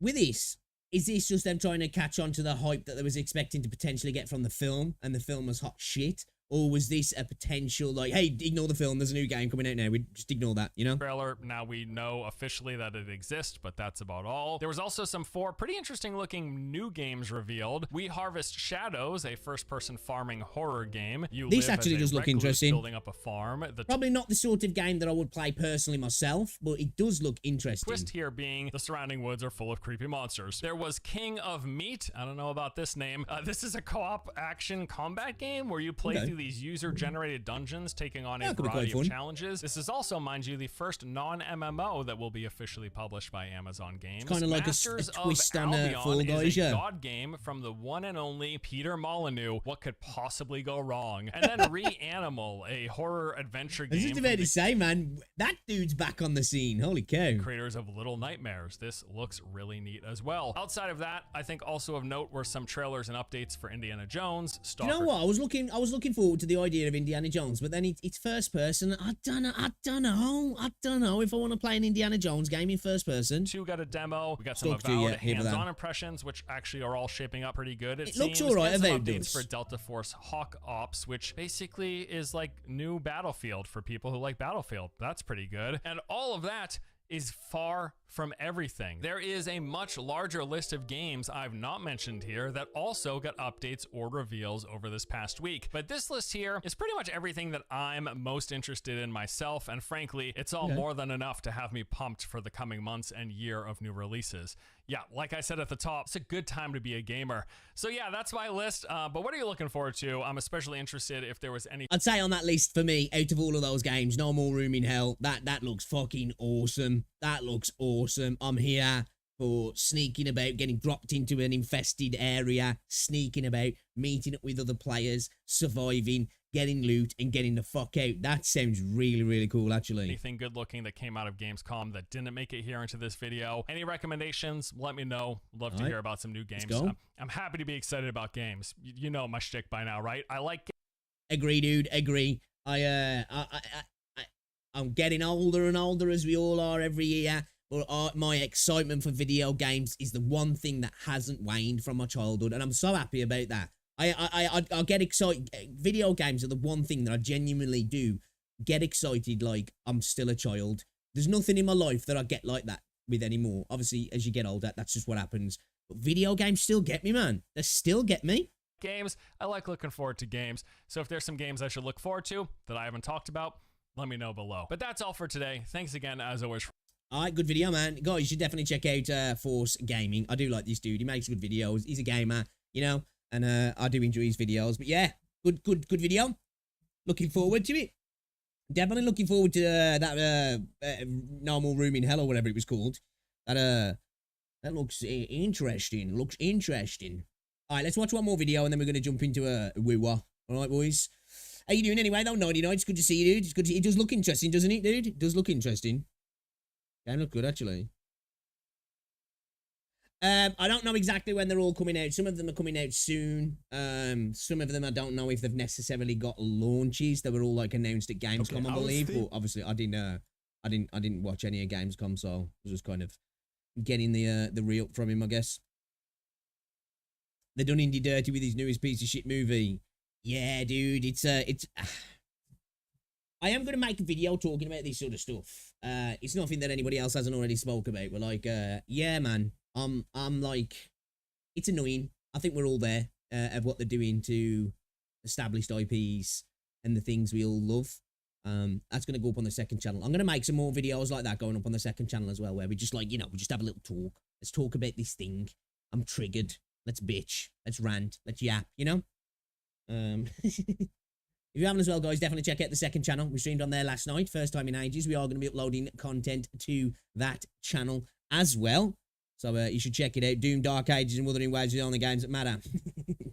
Alright then. Let's check this video out then from Steorg. Removing the gacha system. Blasphemy. Let's check it out.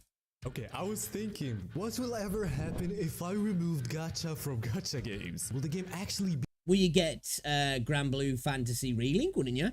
be way better or just flop? And if you want to know how I thought about this, I was basically taking a shit You know, this is when your arc is so creative. I was under the impression that a lot of people say gacha games Poop time is thought time. are mid compared to any other game. Like gacha is always a flop, is always a bad thing, which was something that I always agree with. But I was thinking, how can we make these games work without the Hold up. Let me just go back to what he said there. I missed what he said. I was basically taking a shit. You know, this is when your arc is so creative. I was under the impression that a lot of people say gacha games are mid compared to any other game. Like gacha is always a flop, is always a bad thing. Okay. I don't know about flop. I think a lot of people do see it as a bad thing, though. And a lot of people do say, yeah, gacha games are mid, the trash. I was one of those people myself until I played Genshin, and I was like, oh, actually, there's a game here. And then I played Star Rail, and I was like, oh, yeah, there's a game here as well. And then Wuthering Waves. I'm like, there's definitely a game here. I think over the next couple of years, as we are entering, as we've just stepped into the golden age of the gacha game genre, I think that's going to be a thing that's vocalized less, because people are going to look and be like, okay, these systems suck, but this game looks really cool, and this game seems really cool. And at the end of the day, there's plenty of premium AAA games that I have to buy, and they've got shitty microtransactions in anyway. So, you know, it's just the gambling system itself, I guess, and it's the new wave of loot boxes in a way, but with extra levels to it, extra gameplay effects to it. Yeah, I think as we get more of these games, we're gonna see people saying this less, I believe. Which was something that I always agree with. But I was thinking, how can we make these games work without the gacha system? And okay, let's think about it. We removed... I don't think we can. Honestly, I don't think we can. And I know a lot of people hate the systems within the games, and even people who play gacha games, but I genuinely don't think, for the most part, people would be that interested in the games if those systems weren't there. Hear me out on this. One, there wouldn't be the reoccurring income for the developers, so we wouldn't get the consistent updates anyway, so it'd be probably a one and done game. I'm not saying it wouldn't be enjoyable, but I don't think they would be what they are, because I genuinely believe for most people, the gacha system, they enjoy it. It's a love-hate relationship. You hate it because you ain't got the money to spend on it, and it sucks when you lose out on things. But let's not pretend that dopamine doesn't hit like a fucking truck when when you get the things you want. You know, it's satisfying. And of course, that's where the predatory things come in, because they understand that. They get this. They pay a lot of money to understand how humans are. And our monkey brain goes wild, and I love it, I do. And I'm a person that, I used to enjoy loot boxes, man. I understood the negative effects they had in the game, and part of me hated that, but at the same time, I fucking love clicking that button, and oh, a good thing came out, you know? Every single banner. We removed the gacha currency. But the thing is, we're not changing the fact that the game is free to play and it's like a live service game. And that's where I found some crazy things. So basically now we have to keep collecting characters, and the game keeps updating, but the game also needs to make money. So we will need to add microtransactions. That's something normal. How can we monetize the characters without adding the gacha? You know, like, I'm not only talking about pay to win here, because yes, we can add skins in the game, a lot of skins, but I don't think in this game currently, or in these games currently, is enough. Because if we think about it, we add a lot of skins for characters, but how can we get characters? Like, we need to change something so we can make it work. And that's how I thought about it. I think if there is no gacha system, there should be a grinding system that makes you get the characters, because the dailies, which will only give you like gacha currency, are now not given anything. So now we'll probably rely on drop rates, probably fragments that you get so you can build a character or something like that. So before this, we have to know how many characters should we have per patch. Can we get any character every patch? There's a lot of questions and changes that need to be happen, because if the games you just remove gacha system, nothing will work. It's not that simple. You have to change some things. Well, I'm gonna take Genshin because it has an insane amount of characters. If we did that, and it all became about drop rates, fragments, whatever, insert whatever description you want to call the thing that you're collecting to get your character, to build your character, to make your character, to create your character, whatever you want to do, whatever the way the game's going to do it, would we need PvP? Would we need something where there's a chase against other players? Would it be enough if the solo part of the game relied on that? Would the endgame content be changed because of the time factor that you need to put into the game? Would it change how the end game works? You know, obviously to delay access to a lot of all this stuff, because obviously if you're free to play, you're grinding to get your currency to do pulls. But I think you get that a lot faster than what you would if you had to build characters via grind and farming content, in my opinion. And I just don't think it'd be profitable. I just don't think it'd be profitable for him. Let's see how we can make characters, like how can we get characters without gacha first. Okay. The first thing is, there's two ways. Either every patch you can farm a character and get one dupe from it. I will talk about constellations and how you get them afterwards. But for example, every character needs 30 fragments or 30 puzzles that you need to get. And you can, for example, since we have events in every patch, you can get free 10 of them, and then the 20 others you have to farm them from a other event dungeon or something like that. You don't have to take this, but what I'm saying is we have to have something that gives us the character for free in every patch. There's still some drop chance and things like that, but it should be way better than any gacha system. And the more you farm, if you play the game more, you are guaranteed to get the character. And the thing is, since there is no banners, So, if there's no banners and all that stuff's free, then what happens to all the other systems in the game? How does the character farming work for mats? Because you're going to be spending a lot of time farming for the character. Is it then going to become an extra frustration that you've got to farm the character, or does the character build up by using the character like a typical RPG? Will there be things like stamina in the game? I think fundamentally, if you rip out the gacha system of these games, everything within the game changes. And I think all of those little dopamine hits are gone. And I think you just don't get that reoccurring player base, personally. I'm not saying they wouldn't be fun, but they'd be just like one and dones, in my opinion. the two characters are going to be there in the whole patch. Let's say Raiden and Ganyu are in this patch. You can farm for these two for the whole 6 weeks. There's no 21 days for one character. And you have it. So that's my point then. Okay, obviously, I'm going to let him speak here. But you farm for those two in that time, and then you've got them, and the new banner drops. What do you do now then? Do you just go straight on to farming the new characters? How do you build those characters up? Are you going to have time to build those characters up? Because you're like, shit, I need to go to farm the new characters. Otherwise, I'm not gonna have time to build. I'm not gonna have time to get the new characters. But I'm not gonna be able to. You know, you're gonna constantly be chasing the new character and never be able to level the character. Obviously, you might say what his reason is, how you get around that, or will you be able to purchase the stuff to level the character? But then you're back into that sort of system again. It's like people are not going to be able to afford to level the character up for one as well. It's okay. Let me stop pausing. Chance to also get dupes. But since I was thinking about monetization, you still can buy the characters, but no gacha system. Because if you look here, every $100 is like 40 pulls. It's insanely low, by the way. Except if you didn't top up before. You need between $200 and $400 in the worst case scenario. What about making a fixed price like other non-gacha games? This is how it works there. A fixed price where you can get a character. Let's say, for example, $50. This is still insane for a non-gacha game, but we're transitioning, okay? Let's say $50, like you just pay $50, there's no gacha, there's no chance, $50 will give you the character. You pay $300, you get 6 characters, like if you want to get 6 dupes. And the thing is, if you sweat and go crazy and farm a lot, you can even get 2 characters. There's always a grind. There's always a grind if you like a certain character. So that's where the gacha system comes in sometimes, and it's obviously, it works against you most of the time and can be incredibly expensive. But then you can get lucky. You can get Changli in 22 pools, and you ain't spending 50 quid. You did it for free. You know, it kind of works both ways sometimes.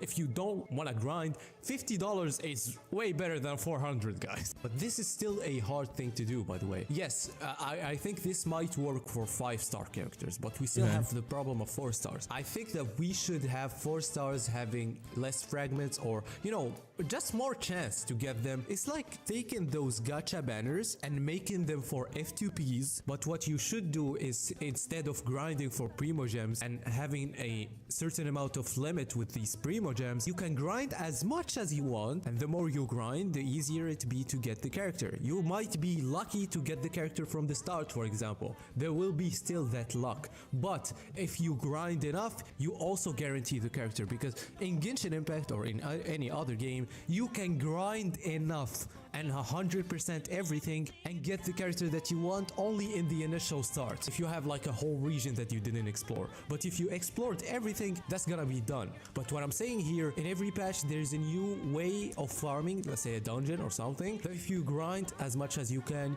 get the character, or you can be lucky to get it early. And All right, what we getting at here? What we getting at? Come on. 4-star characters can be easier. Same thing with 4-star weapons and 5-star weapons, we get them into the same system. This should be a little limited, like you cannot grind enough to get a C6. You cannot get every single 5-star. No, you can get the 5 stars that you want, but now we have something which is the standard characters that are. There's so much possibilities to treat standard characters. First, they won't be the same. Like the roster will basically be bigger, but if a character, for example, has been released from like 2 years, it will join the permanent dungeon. This permanent dungeon, the dungeon that has the limited characters, is probably limited to getting 2 or a maximum of 3 dupes if you grind enough. The limited dungeon is unlimited, so you can go ahead and farm for them, and if you're lucky you can get them from a C6, and now you can get every single old character in a... So where would weapons come into it? Where would you? I think the problem with doing all this, once your characters become the grind factor in, like, cause obviously let's take it to like MMO, say, you know, you grind for gear, you grind for weapons, you grind for armor, you grind for all these different things, you know what I mean? That's the sort of stuff you're getting out of this stuff. You're getting new gear, you apply that new gear, you level it up, whatever, right?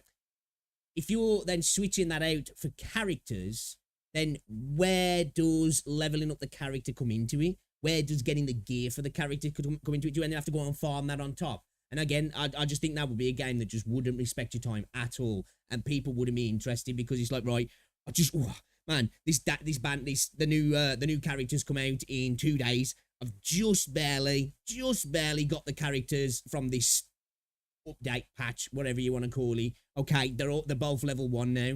Right, shit, I need to start farming for some gear. I ain't got time, man. I've got to start farming for the new characters now. It's like, are you going to be stuck in a loop of just constantly chasing level 1 characters? Are you going to have to give up and be like, right, this month I can't farm the characters because I need to level up my roster? I feel like you're going to kind of get content stuck all the time, unless he's got some really interesting way of actually getting the gear. Or is that just going to be a thing that, again, like I say, as you're using those characters, they just start leveling up?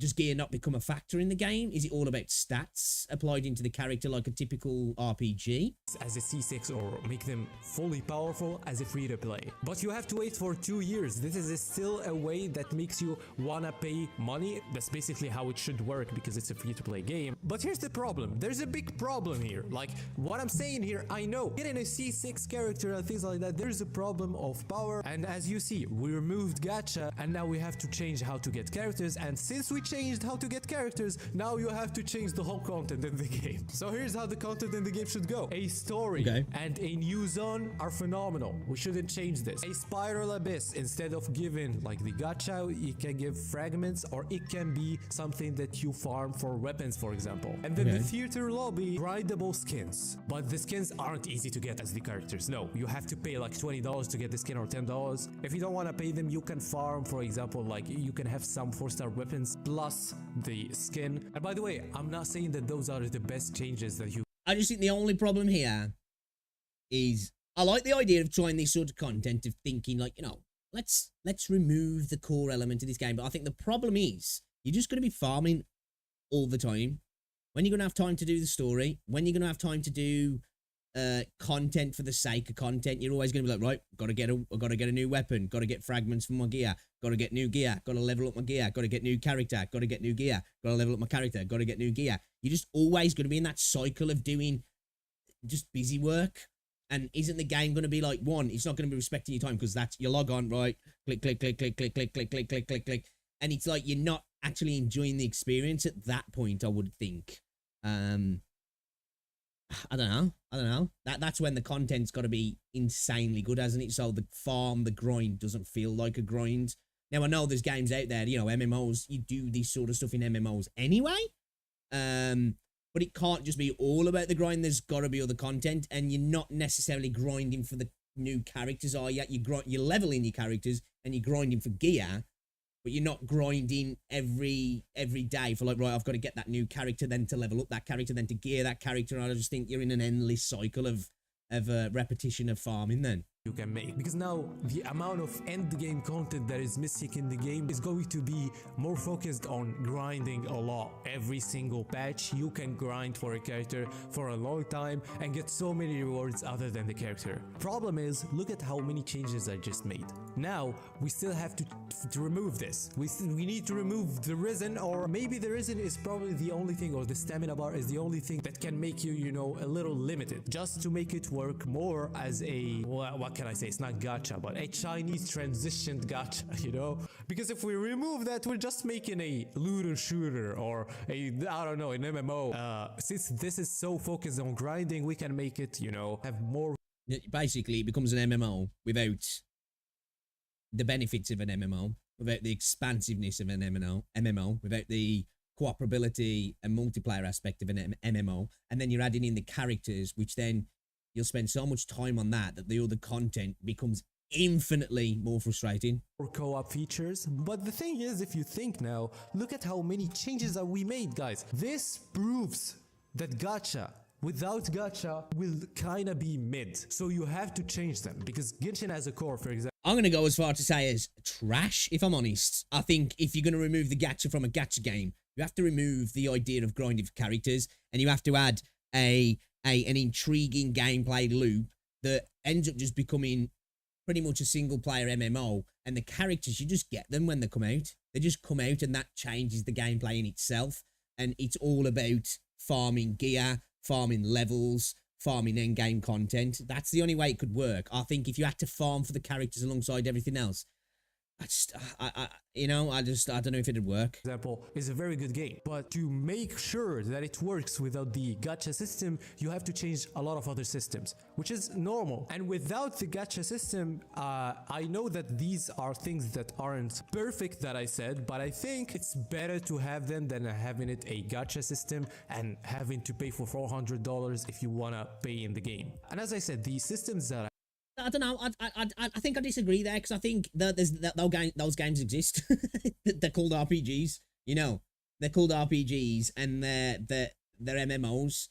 It's just that the character thing is not a part of the game. You know, getting a new character every patch. You know, sometimes you'll get new archetypes. You know, a new race, a new fucking type of wizard, or a new type of paladin, or a new type of freaking archer or something. You know, but it'd just be an RPG or an MMO RPG at that point, you know. Yeah, I think if you remove the gacha from the game, it's just going to be a different game, and you'd have to totally change the entirety of the game. All the elements of the game that we know in gacha games now would just be gone. For better or for worse, whatever you think. But I think if you don't like all those elements, I think you're better off just playing RPGs, if I'm honest. I added are just examples, but I think the most important thing is the shop. This is very good. Look, you can buy a skin, Nilo skin. It will cost you like $22. This is what we like. No gacha. You can buy without gacha. And the same with the characters. Characters are $50. I think it's very good. As you see, it's a very hard thing to do. You have to create a game as a core that is not gacha, because this is a little flawed. And now I want you to see and think about it. But I think if we think about it, this is a better way. There's no gambling addiction here. There's more of playing the game more. Or do you have a better system that I talked about? Because I'm pretty sure there is. If you like this type of content. I think if you potentially look at it from a philosophical or a moral aspect of, you know, the predatory aspects of gacha and how that can lead, especially children and younger people, into having maybe potential issues with gambling itself, there's an argument to be made there that you can say objectively that's going to be better, because you're not going to be exposing young people to these potential negative elements of psychological upselling. You know what I mean? But I just think that the game itself will just end up having to become an RPG. And there's lots of RPGs out there, and lots of anime-styled RPGs out there. Do people give a shit about them? No. Why? Probably because they don't have hyper hot waifus that you can pull for. Just saying. Plenty of these games have got hyper hot characters. But I think a massive factor of why people are liking it is because Monkey Brain goes mad. Fucking got it! You know what I mean? I think that's a big element too, man. Don't forget to like the video and subscribe. That was the video. Bye bye. Yeah, good video, man. I like these sort of videos, you know, thinking outside the box, trying to do something, but I just must admit, I just don't think any of those things would work. I just don't think they'd work. And if they did, you've got games that we've already got, and they do that. And I think you just have to remove the characters then, you know, or they just come out and you get them and you don't have to farm for them and you farm for all the other aspects of the character. It could work in that way, you know. Hey, new updates coming, new characters coming, sweet. Can't wait to farm all the gear. But I think if you had to spend ages farming for that character, you'd just be in an endless loop of trying to get a character, build the character up. Right, by the time I built the character up, I can't enjoy the character. I've got to go start farming for the new character kind of thing. Like yeah, I don't know if I'd enjoy that. But yeah, good video. You should check Stiogo, guys. He does make some good content. You love to see it. You love to see it. You fucking love to see it. All right, let's get into the game then. What are you saying, Neil? What are you saying? You got you hooked on We Want to Play every day. It's all your fault. I'm sorry. I am sorry. Yo, guys, as well, if you're watching on YouTube, be sure to drop a like on the stream. It's very much appreciated. It helps out a lot as well. Easy solution. Design material system that allows you to craft the weapons you want up to a single 5-star weapon or 4-star weapons better. I'm suffering from materials limits right now. I don't have my team enough to be able to do the Terror of Adversity, on top of which I only have one single 5-star sword. Calchero can't even use. Yeah, and imagine then you'd have to add in the element of you've got to farm for the characters. That'd be exacerbated. And I know in a sense when you're free to play now, you're farming for the characters because you're farming to get asteroids, but you get materials along with that. If it was specifically just the character mats, you know, you'd have to have a system where you're farming for both simultaneously, wouldn't you? But then when you've got that, would you be in a position where you're like, well, I don't need to farm now, I'll just bounce off the game kind of thing? Would there be enough to keep the loop going? I don't know. It's an interesting conversation, but I think it's a conversation that's a solution that's far too complicated. And I think the simple solution is just go play an RPG or an MMORPG. Because it's there, isn't it? Like, you know, like, and I'm not saying, hey, give me a fucking MMORPG that's got combat like Wuthering Waves. Man, you know, I'll jerk somebody off for that. Just saying.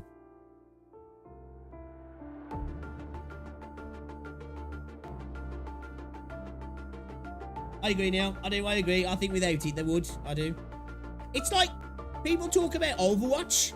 That people hated the loot boxes, but I still see a lot of people say, well, I think I'd rather the loot boxes back now, you know, than the system that's in the game now. I can't remember what it is. I think it's just you purchase skins, don't you, and get stuff from the battle pass.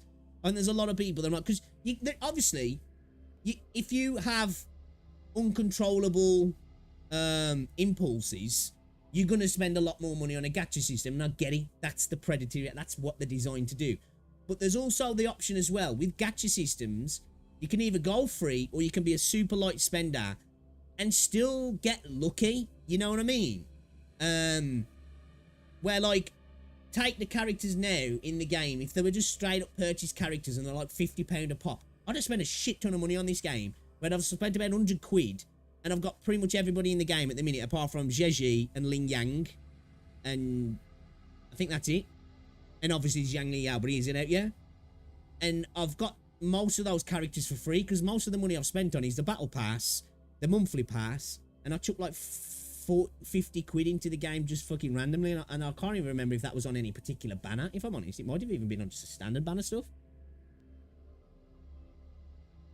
I know what he's doing. No worries.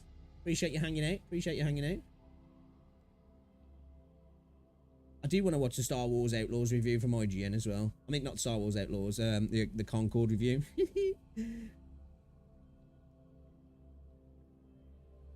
The gift that keeps on giving.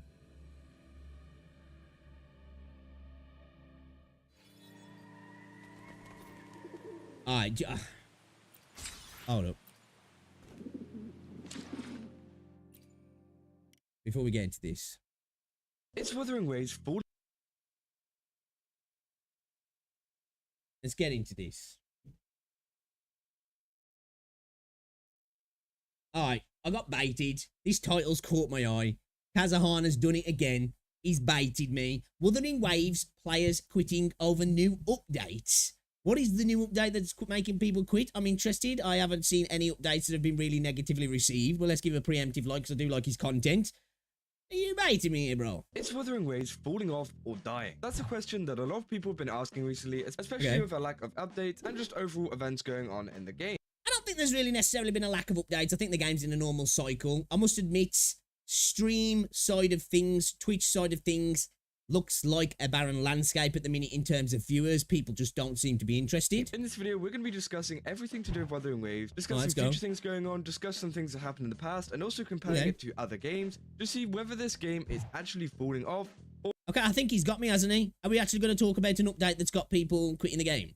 or if people are just being a little bit overdramatic, and Wuthering Waves will be back up in no time. But before I get into this video, don't forget to leave a like and subscribe if you enjoy it, and also go to Game Like a phoenix from the ashes. 10% off a ton of cups and tubs, and I definitely recommend you guys go check it out. But let's get back into the video. See, as I said, there's been a lot of people recently, especially a lot of people who really like Hoyoverse games, saying that Wuthering Waves is dying and that, you know, it's like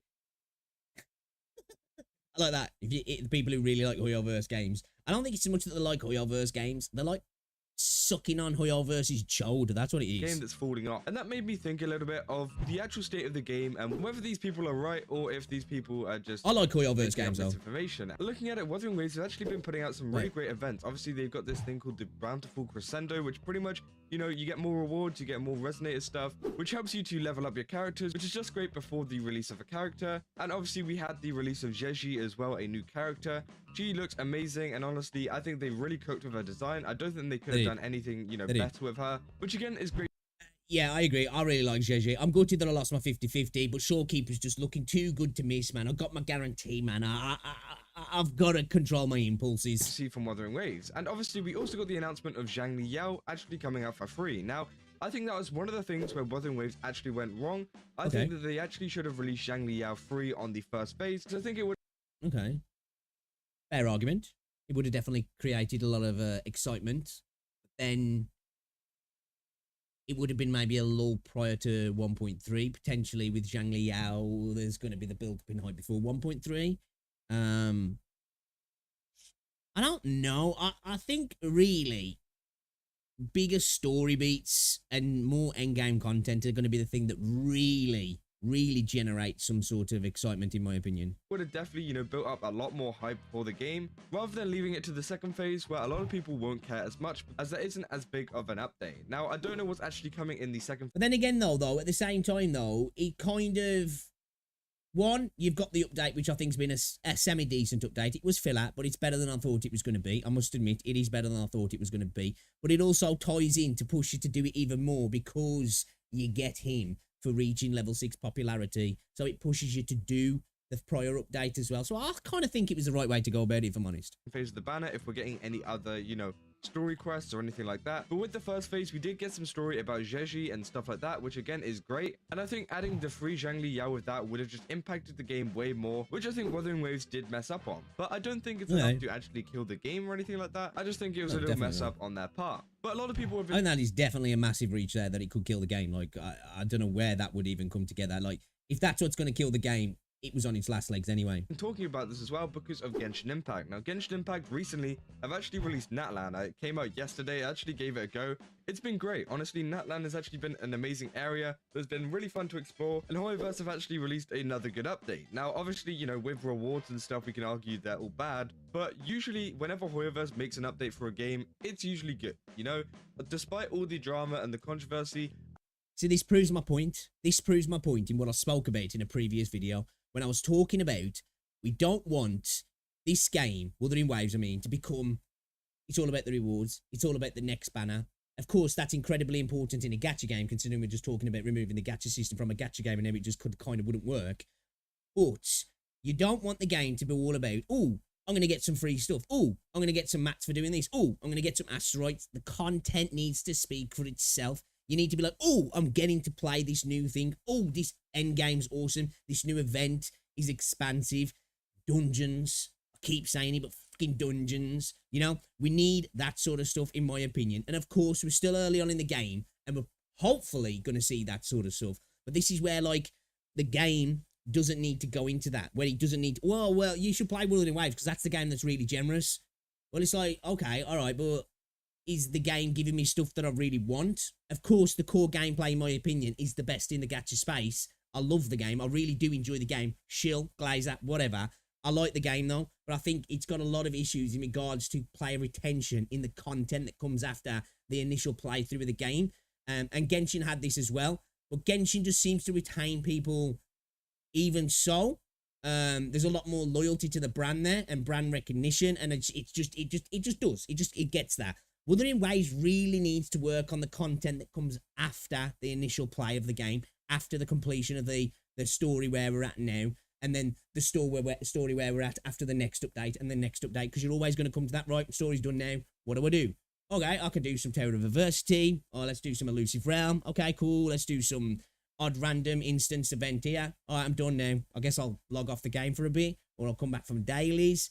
Oh, the next banner's coming. There needs to be that content that's like, oh, dude, I can't wait to do this, and I'm going to do it this way, and I'm going to do that. And then I think we'll get that creative expressionism in the content as well, because there's lots of different ways to tackle different content and challenges and types of runs that you can do on particular content, and matchmaking raids as well. The game could really do with that. At the end of the day, it does turn out to be a pretty decent product, if not amazing. A lot of people are saying that everyone is focused their attention on Genshin Impact and not Wuthering Waves, meaning that Genshin Impact and Hoyoverse have won, which again is totally not true, because whenever you think about it, every game has a down patch, which is one of the biggest... I think at the end of the day, Genshin's won. Genshin won a long time ago, and Hoyoverse have won in terms of how much money they make, but that shouldn't affect us as gamers.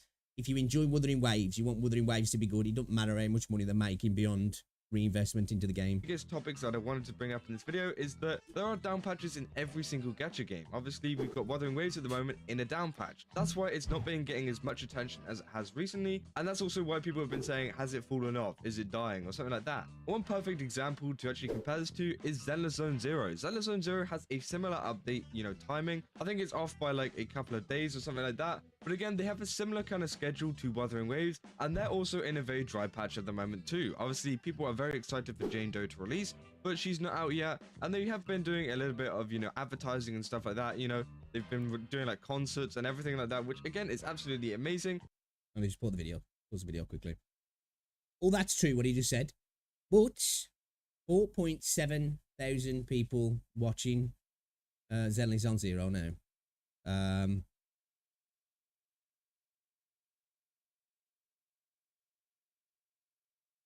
There's 1,000 people watching Wuthering Waves now. Now, obviously, smaller company, smaller reach on the game, but I think there's definitely something to be said in regards to eyes on the game. Now, I definitely think that Zenless Zone Zero is not that fun to watch, in my opinion, and I think Wuthering Waves is, but this is where I say this sort of creative expressionism, expressive content needs to come to the game if they want eyes on the game in that regards, and I think Endgame could really, really help that. I do think it's a factor. It's not a major thing. Like I say, I keep going back.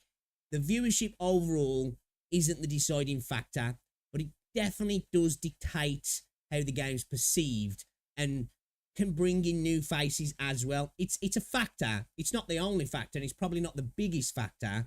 And the game's still going to be doing really well. A lot of these games do. They might not have a lot of eyes on them, but they do very well. But I think it's definitely telling that Zenless Zone Zero is considered the tertiary game in the Hoyoverse, but it's still kind of smashing Wuthering Waves when they're both on down patches, I think that's something definitely to recognise. Yeah, what's up, Stutzer?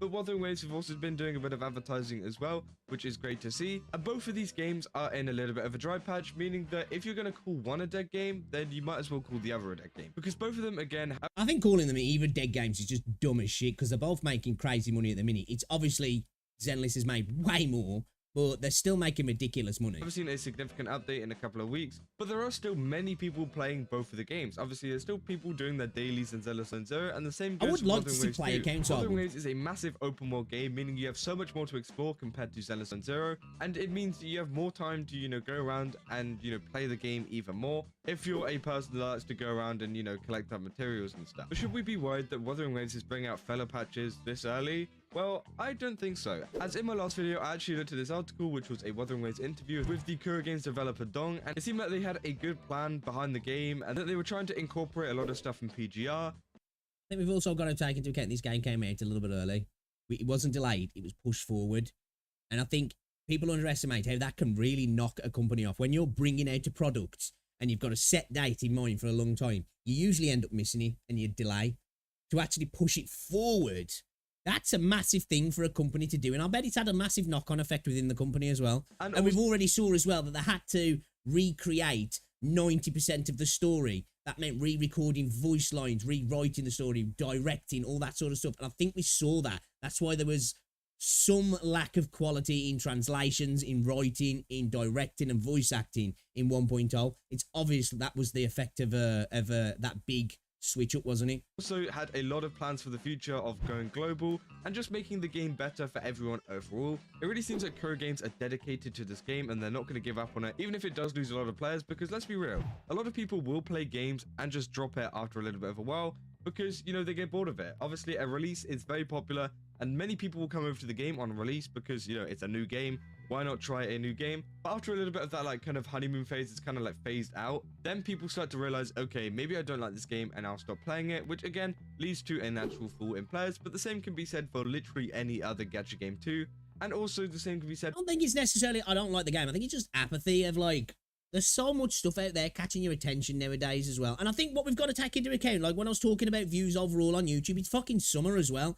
There's a lot of people who are just like not watching content as much as there will be in 2 or 3 months' time. There's a reason why ad revenue goes through the roof in the winter on YouTube, because there's more people to sell to, you know, around that time. There's more people watching. People, school holidays, people are enjoying the summer. They don't want to be sitting in watching YouTube videos or playing games and watching YouTube videos. Now, I know a lot of us were different. We're built different, you know, but normies are out there fucking playing with the kids, ain't they? You know, they're sitting in the garden having an ice cream, listening to the radio. You know, they're living life in that regard. So I think we have to take that into account as well, that like, I think typically summers just usually tends to be a little bit of a you know, a dip in all of that sort of stuff because people are out in the enjoying the sun. For updates, some people just play updates, and that's why it seems like not very many people are playing the game at the moment. People come back for the 1.1 update, for the 1.2 update, and you know, keep playing the story quests, maybe pull on the character or whatever, play some of the events. But again, they're not that hardcore where they go around exploring the world every day, doing the dailies every day. They just like to play the content that comes out. See, again, he's saying this here. This is what I described, that if they want player retention, which will lead to player paying, content needs to be about the content rather than just the reward. And they need to try and get themselves pivoted into a position where they can release this sort of content and it resets and it's replayable and it's like almost an infinite end game, you know? And I think this is where like there won't be so much infinite, but there'll be the big chunks of that end game. Is dungeons, is raids, is this sort of co-op stuff, is these like different types of bosses and different ways to run certain content with different affixes and different buffs and different nerfs and different ways to go about it, and even different mechanics added to bosses. I think Tower of Fantasy does a real good thing in the way all the bosses seem to have genuine interesting mechanics to them, and I think other gacha games kind of miss out on that. It's usually just difficulties levels cranked up a little bit rather than being and don't get me wrong, in Wuthering Waves with the holograms there is different mechanics in how the bosses act and their patterns and their attacks and all that sort of stuff. I'm talking about a switch up, actual in mechanics, you know, puzzles in fights, having to do this to activate this. The boss becomes invulnerable, backs off, does a thing, and to get it to engage again, you have to blah, blah, blah, blah, blah, do A, B, C, boss comes back down, ads come in, clear them out, go again kind of thing. That'd be interesting. And I'm a little bit of that too, to be fair. I don't think I play Wuthering Waves nearly as much as I did as, Casual! you know, release. I play a lot of other gacha games too. The ones that I've been playing at the moment, obviously Genshin Impact, I've been trying out now. I mean, that's the thing as well. There's a lot more gacha games so now, many other you know? games which I've been, you know, invested in.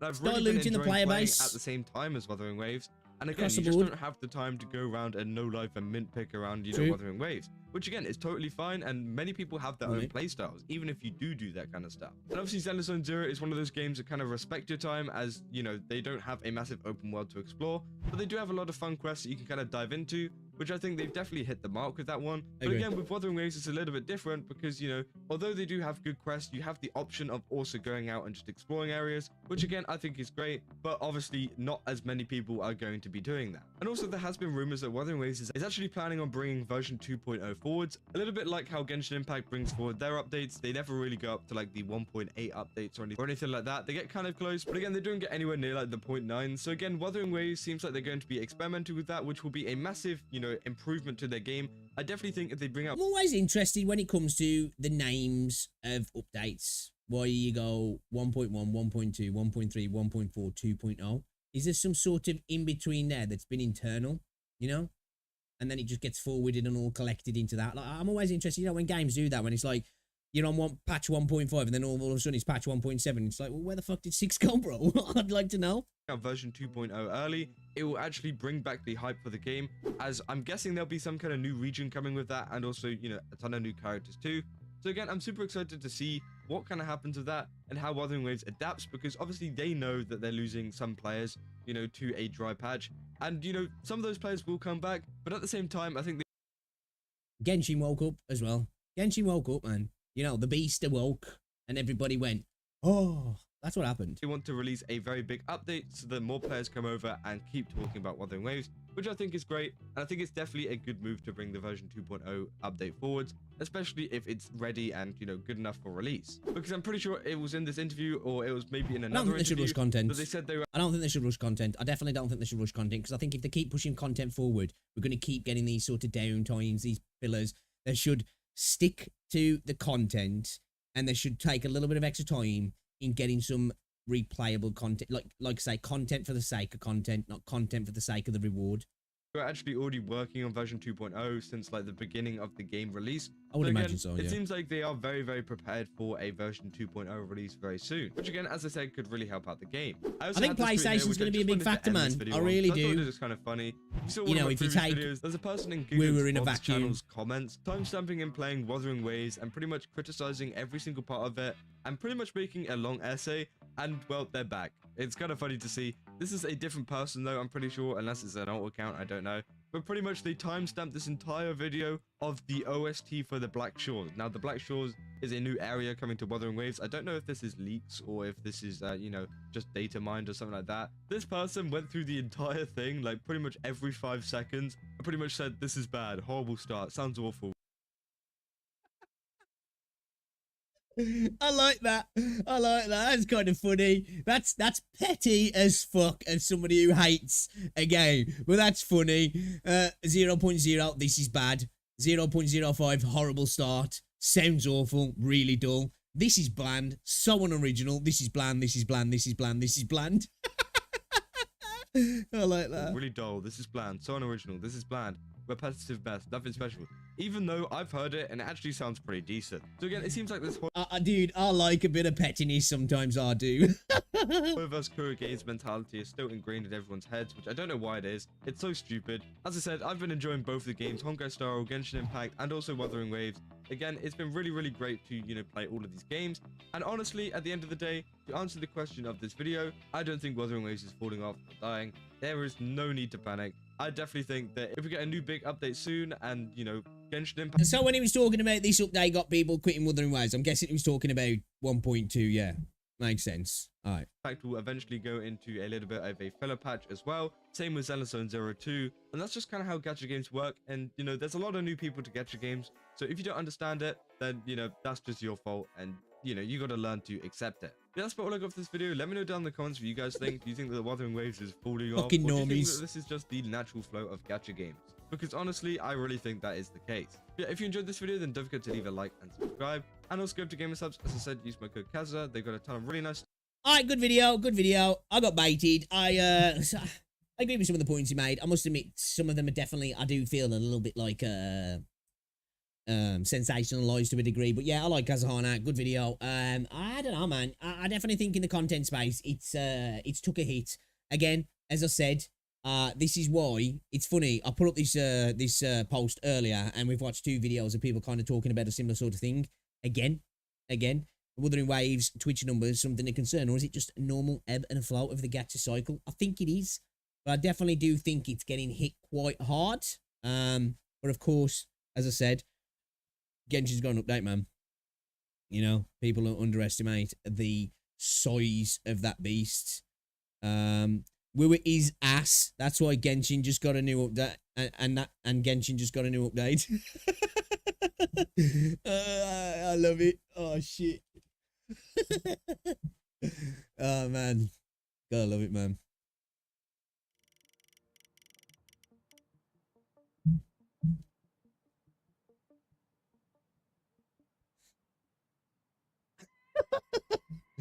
uh, Weekend only less than 2 hours. I'm ready. Sat there for 20 minutes holding the string and calling myself names, and I finally yanked it. What are we talking about here? You talking about your dick? Oh, my tooth. Oh, okay. The whole number 1.2, etc., I think relates to main builds, whereas point 1 and point 2 internal revisions of those builds, i.e. not massive wholesale changes. That's how I see it anyway. Well, yeah, it's just, I mean, just like when it gets the jump, you know, because like with Wuthering Waves, it's going to go 1.4 straight to 2.0. There's going to be now 1.5, 1.6, 1.7, 1.8, 1.9. Is that just because, like, I don't know? Like he says, are they like just internal builds where they've gone, right, this is all just going to be kind of congregated into the 2.0 build, so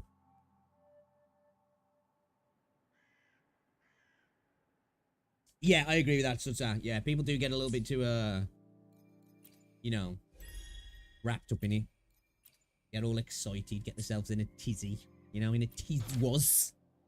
All right, let's go do these daily quests and let's get some of these quests on there, man, because it's 20 past 3 and I've been fucking about for 2 hours, boys. You know, I'm turning into fucking Asmongold, man, just with more hair and teeth. Because, like, I'm fucking spending so much time watching videos recently. I can't help it, though, man. I see some and then I'm just like, ooh, piece Kenny. Ooh, piece Kenny. Ooh, piece Kenny. You know? Shit, lag.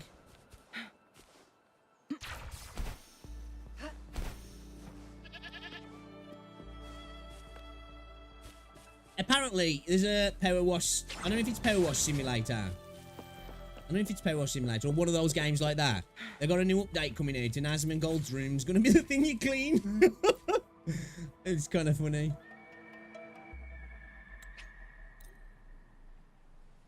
The Goblin Cave is going to be a new area. Oh, there's a chest over here.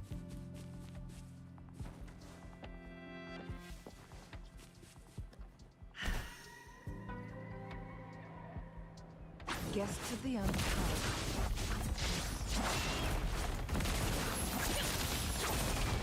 Take full. Moment of awake, lend me your strength. Beckon the divine flame. Oh, Baldy. I love Asmon, I do. Strike is one.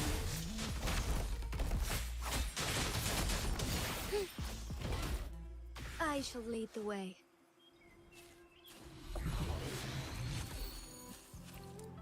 For real? For real?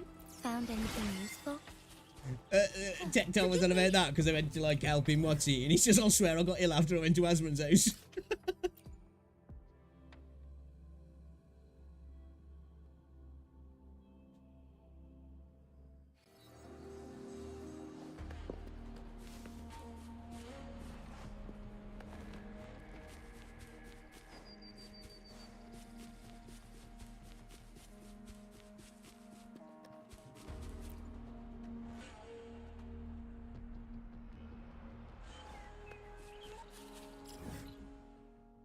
There's one daily quest I'm not a big fan of, but even then it's still not that bad.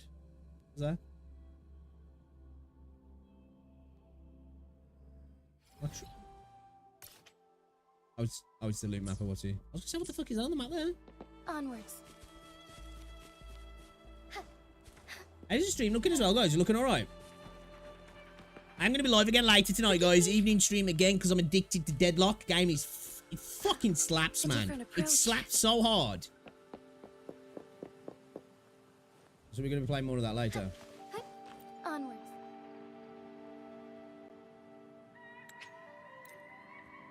Average way of streamer play web, at least keep my room clean. It's because you ain't got, you know, you ain't, you know, got into the life of a goblin, that's why. You're casual, bro.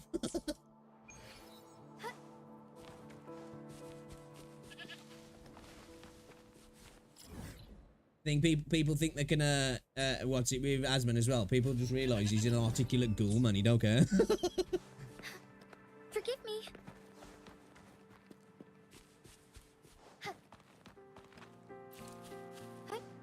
Onwards. The most articulate ghoul on the interwebs, some would say. Dude, mining is insane now. You know? It's like, it's ridiculous how OP this is for mining. I shall lead the way.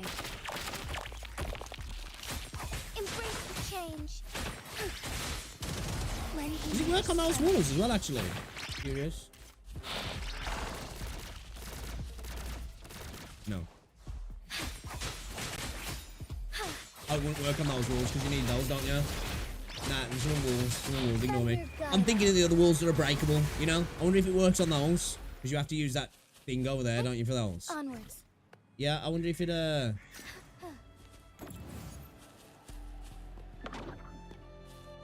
wonder if it works on the walls that you can break, like. Dwarves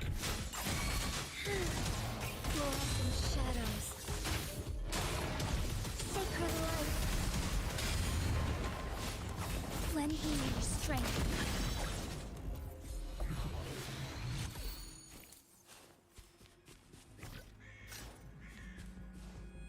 Glad you found them useful.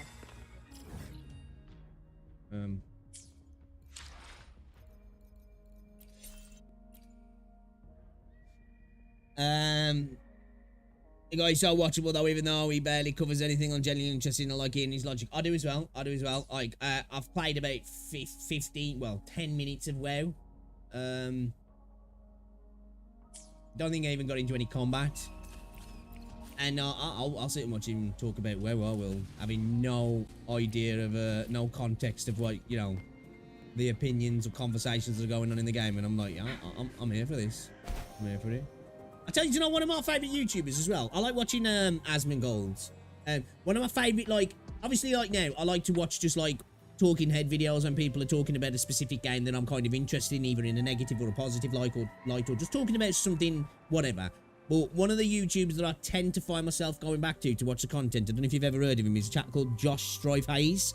He streams on Twitch, but he makes like worst MMO videos. Well, he's got Josh Strife Hayes, Josh Strife Plays, and Josh Strife Saves. In Josh Strife Plays, yeah, he does like just videos of older games, like, you know, anything from like PlayStation 1 through to PlayStation, well, man, Christ, even going back to before that, like, before PlayStation 1, you know, like just talking about the game, was it good, but like doing a lot more of a breakdown and kind of almost like a kind of sort of playthrough of the game, but not an actual playthrough of the game. Make it fast. Like kind of like a full playthrough of the game in a way, but like more just like hitting beats of the game. And they're just really interesting, man. Like I love his MMO series, and well, I like all his content actually. He's really articulate as well. He's well spoken. He spends a lot of time crafting his videos as well, and yeah, I like his stuff, man. I don't really watch him stream, but I really like his VODs. Make it fast. Where the fuck is that? Is that in the mountain or some shit? Winds, heed my command. Oh, there it is.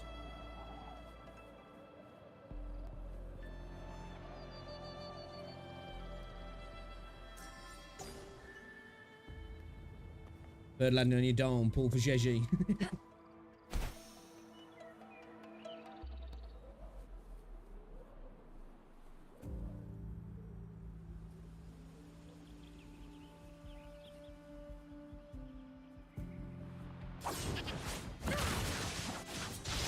Mind on.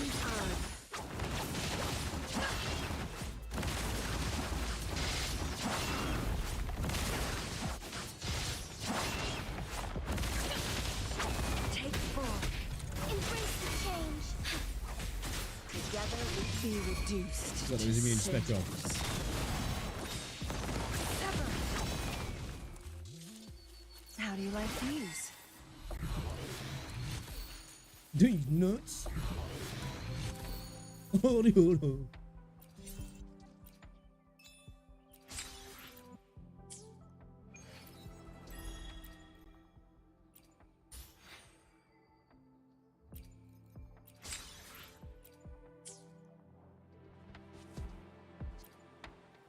Actually, let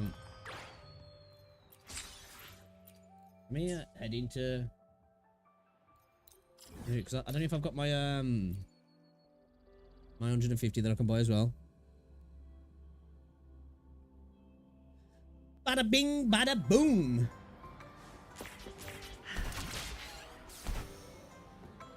Yeah, that Atomfall looks cool as well. Yeah, that's it. That's it. Out of those games that we were watching earlier, the No More Room in Hell and Atomfall, we're going to be playing those, and we're definitely going to be streaming. We're definitely going to be, like I said, the Gachapon Pixel channel, guys. Go subscribe to it for more variety content. We're going to start doing that over there now. This is going to be kind of more focused on this sort of content, the anime, the gacha, the sort of content that kind of crosses over as well. Might be a JRPG, might be an MMO, you know, that sort of stuff. And stuff that I just think can go on this channel anyway. But I just want to, can't stress it enough, second channel, if you want to watch other content, that's where it's going to be. That's where we're going to upload videos, and that's where we're going to stream. Of course, if you watch on Twitch, in stream terms, don't fucking matter because you're going to get all of it. But in terms of videos, obviously, you know, if you want to see that sort of content, check it out, man. Check it out.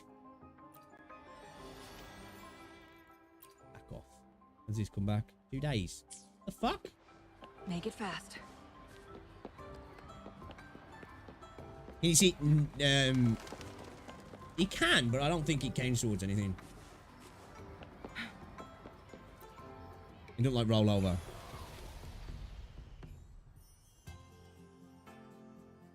Kind of like playing with your dick after you've jizzed, you know, it's like, at this point now, and he don't feel great.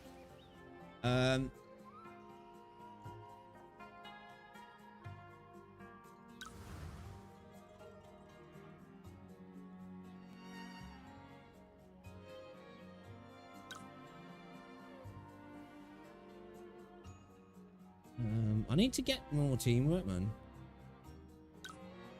Knowledge. Knowledge. I need more knowledge.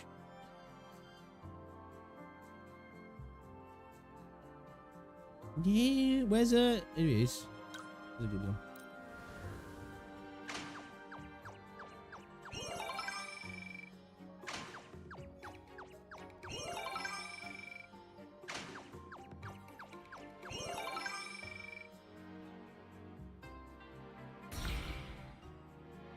Sorry about that.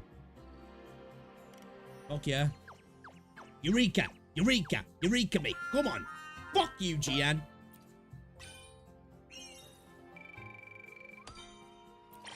No 100%. I got a 600+% last night, man. Sweet.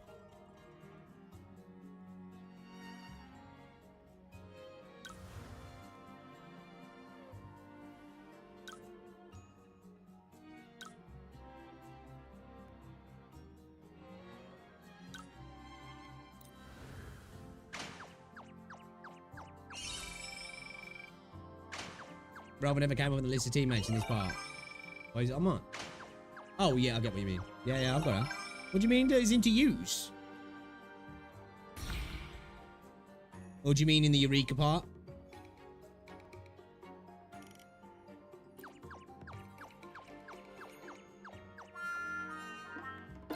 Useless fox, man.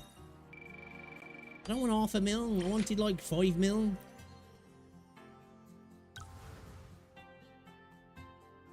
I'm greedy. I want to eat all the food.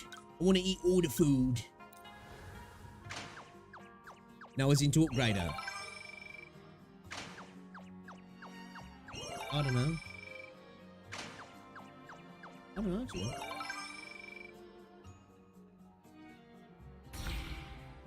Dude, you can't keep giving me Eurekas and failing them, man. Like, come on, bro.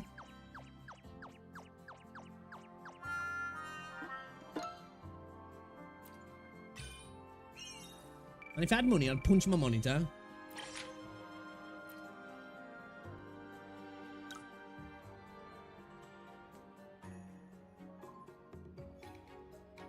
No, I can't either. Well, it's because you're her, aren't you, though, really?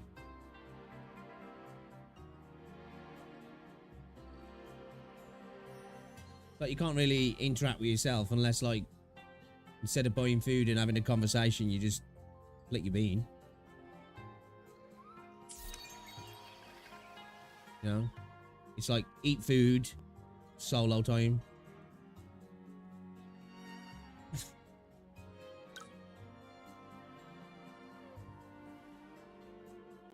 disgusting.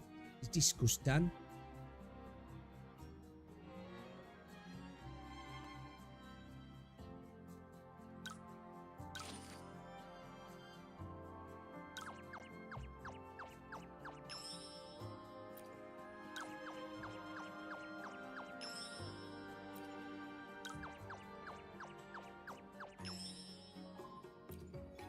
You get one box, is it, when you get to that level?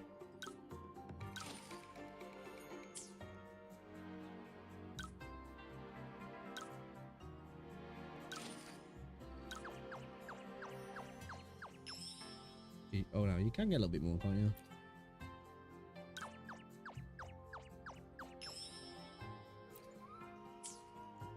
Did you get to like total diminishing returns or? Dude, I need to win some Eurekas, man. This is taking a piss.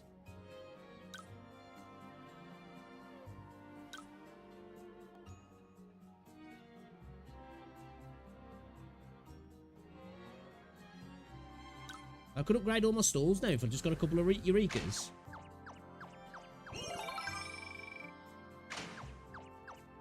Yeah, 10's, but like, can you go like, you know, as if it's like an XP bar? Can you get to the end of 10? Because like, even when I get to 10, I'm like clicking it, I'm still getting little bits here and there, but it only seems to be like 1 to 5 max, like.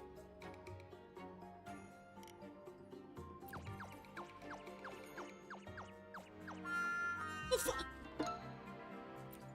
What the fuck, dude? I've had, what?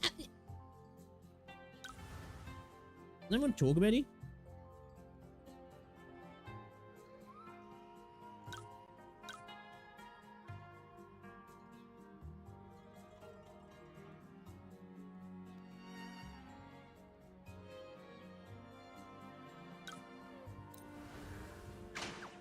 And what have we got?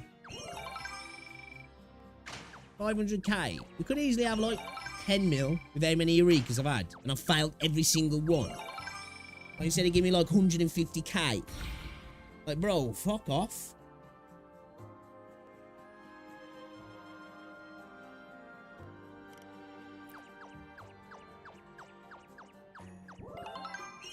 About time. About time, man. So I could have easily been at 10 mil. Or maybe like 6. No, probably 10. I'll keep believing in yourself.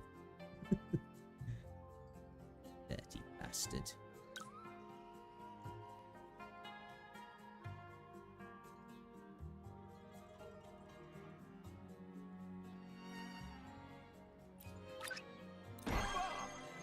But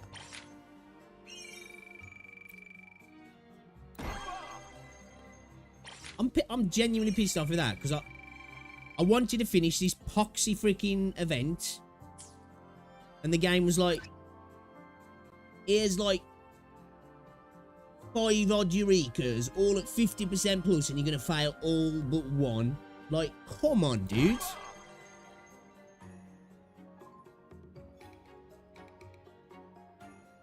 You might as well just bet though, aren't you? Because you just, unless there's some sort of like pity that it affects the next one. It's like you still get 100% if you fail though, yeah?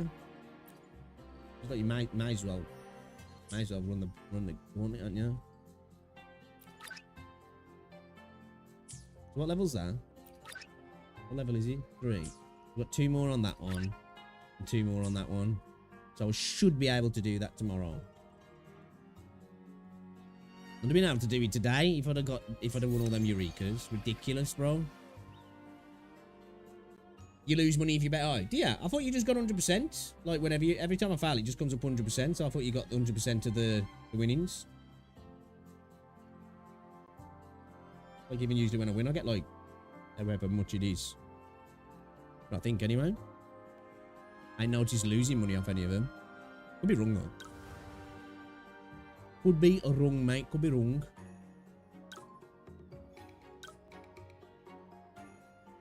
Really got any other decent teamworks, have I really? Probably better be channeling.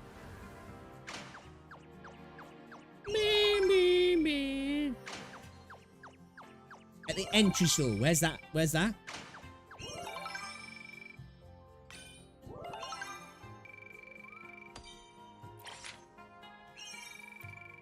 Where's the anti-stall?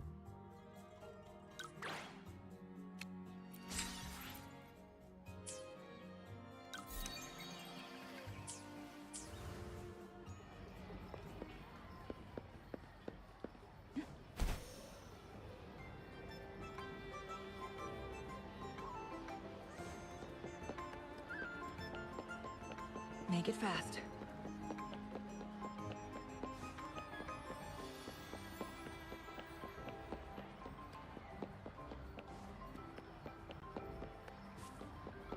It's not the quest of the day. There's two options. One is to start playing it. Oh!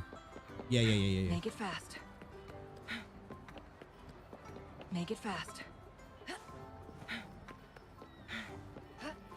Make it fast.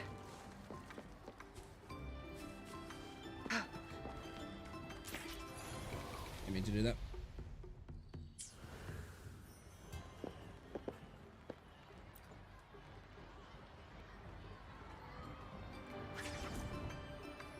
Nice. Cheers, mate. Cheers.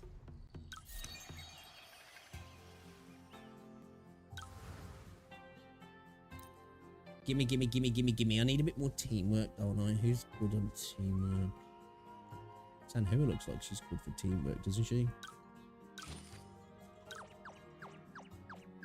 Let's take your girl out, shall we? She needs a break.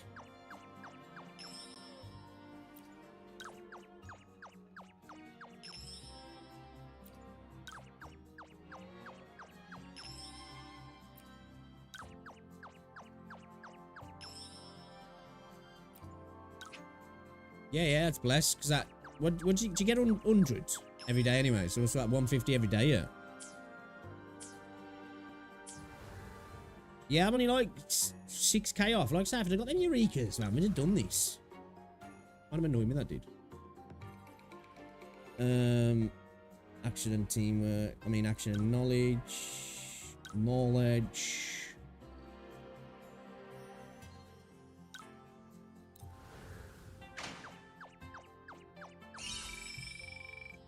Yeah.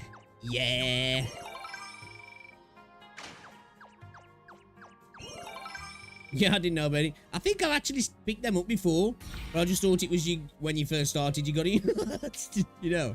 I ain't looked since.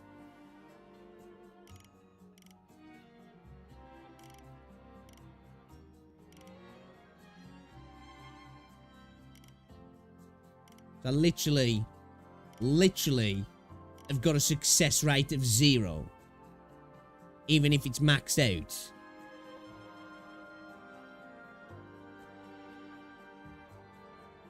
Alright, no worries, 99. Catch you later, buddy.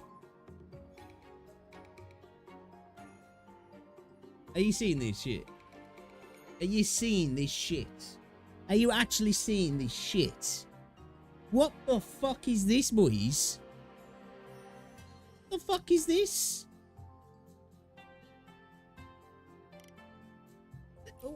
What's the point? Literally, what's the point? Straight trolling me, bro.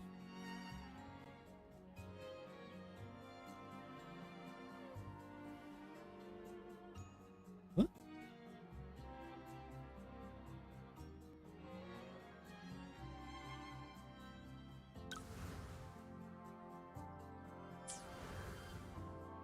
Why was that red? As if I hadn't got the currency. I've got the currency. That was weird. That was trolling, boys. Straight up fucking ridiculous.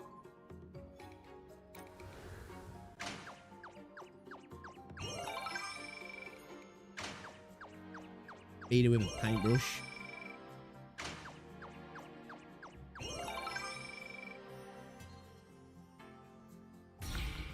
I don't even want a Eureka now. I don't even want it, man.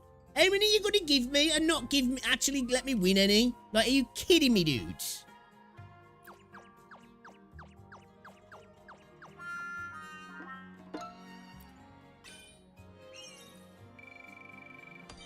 You know what I mean? Like, are you kidding me? This one broke over a mill again, but like, what the hell, man?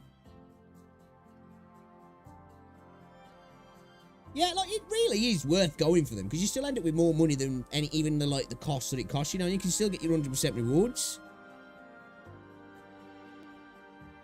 Trolling me though, man. I've never had so many fails. I can't believe it. Like, I've never had so many Eurekas. And I can't believe I can't believe you've done this to me, Kuro. Can't believe it.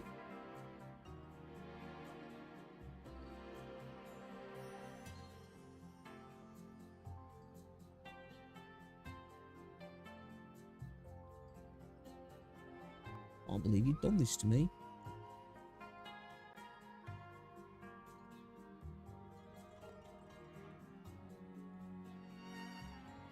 Probably our best, but yeah. Even it out.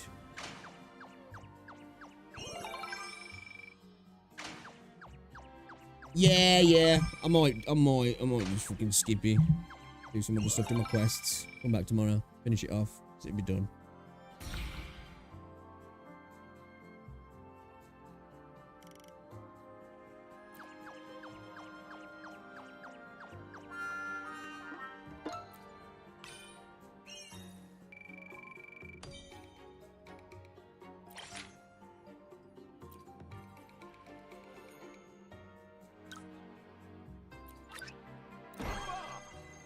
But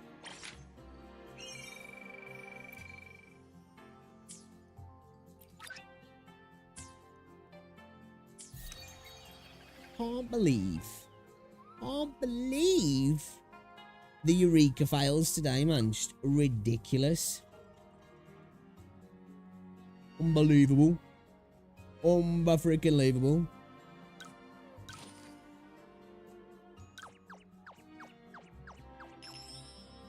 At least the music's alright though, you know? It's like nice and not annoying. It's like, I'd want to punch my monitor right now.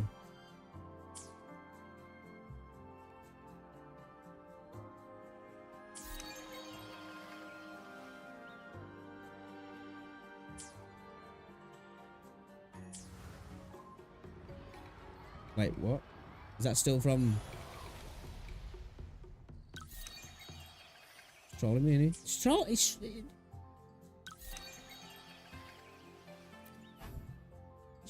trolling me. He just literally said 50 preparation tickets. It's because it was from before, wasn't it? Off. Make it Off. fast. You make it fast.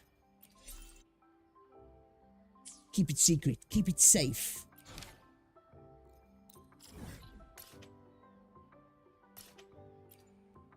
Let's go do this.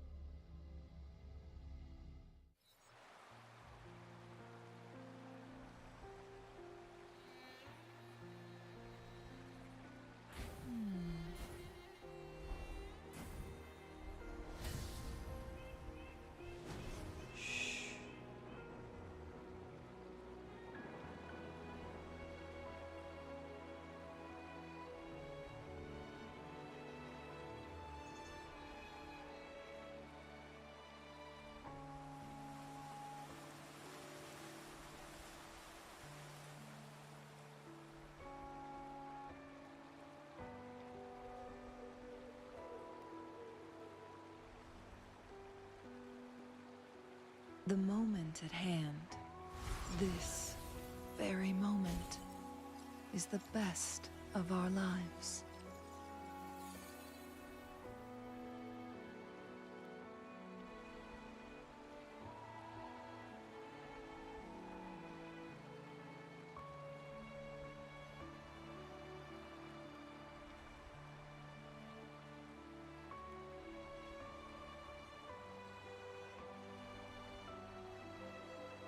I see, he was just sounding a bit abnormal, just. And a bit loud, a bit like worry, I don't know.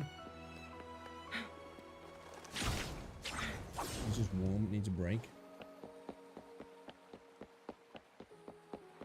Oh, wait. Oh shit, I've got to go under that. Under. Where do you get there now? Make it fast.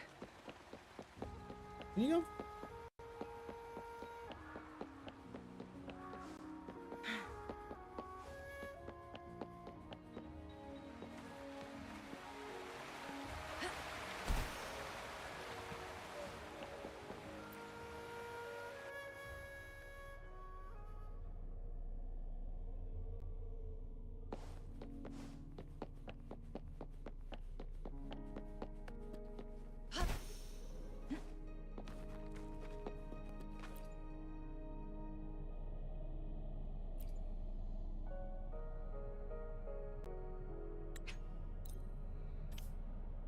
Make it fast. Take photos. What?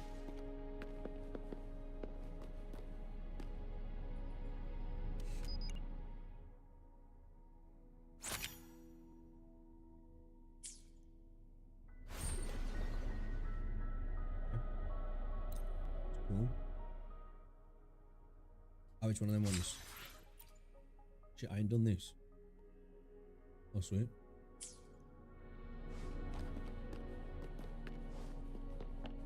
Let's go do this then.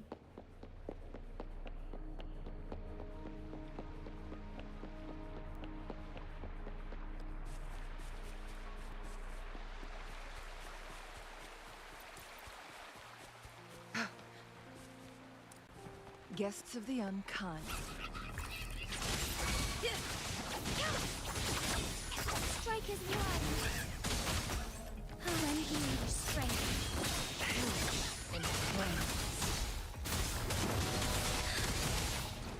Dude, man, Snickers are so nice. Fucking lovely. So good.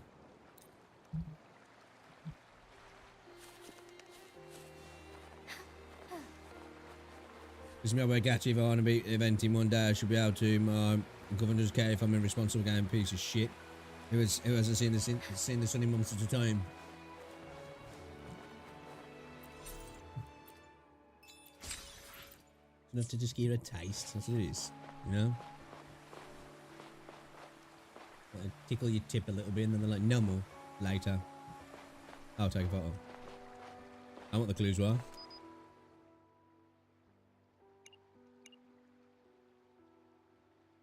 Sensitivity always seems super high in this.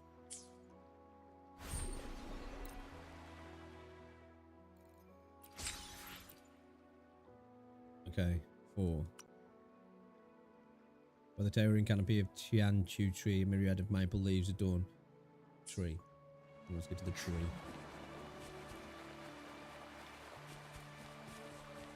Hey, onwards.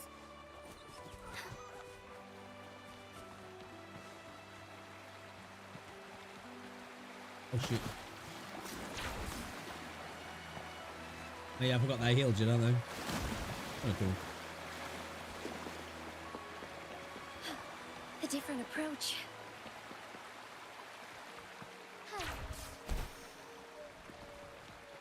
I'm making snowmen. The cats can soak in the hot springs of springs. Last time I saw a cat in the flower bed next to the shore. Must have just taken a bath because it was really lively. It jumped onto a street lamp at the moment I saw it. Oh. Alright. Hey, onwards.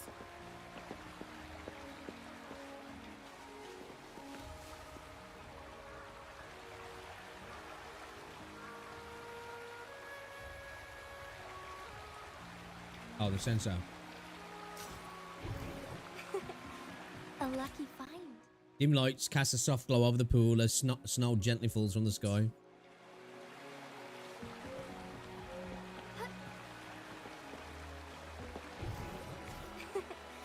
A lucky find. I'll take a photo. I'm looking for a cat.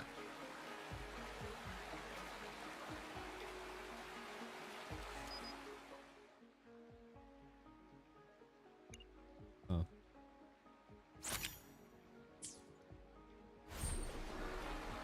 Peanut butter sneakers are nice, yeah. They are. Dude, man, they're so fucking small as now as well. And they're tiny in the multi-packs, man. It's like, what the fuck? Mistake?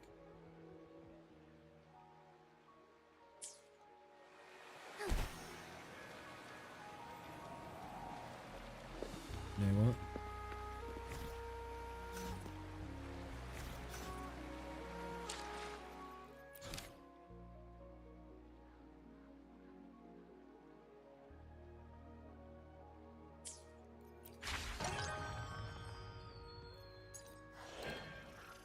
What?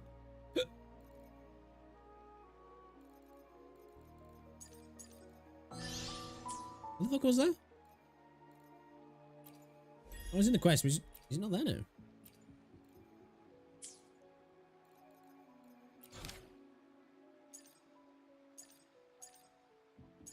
Have I got to wait? It'll pop up tomorrow or something.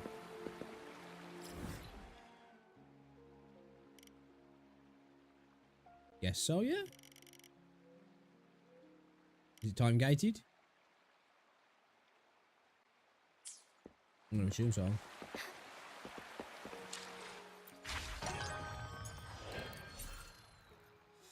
What we got? Do we doing forgery stuff really?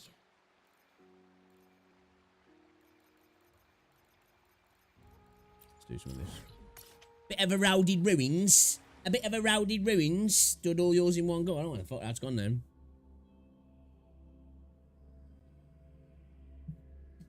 Look in a minute. Have a look in a minute. Have a look. Have a look at Book.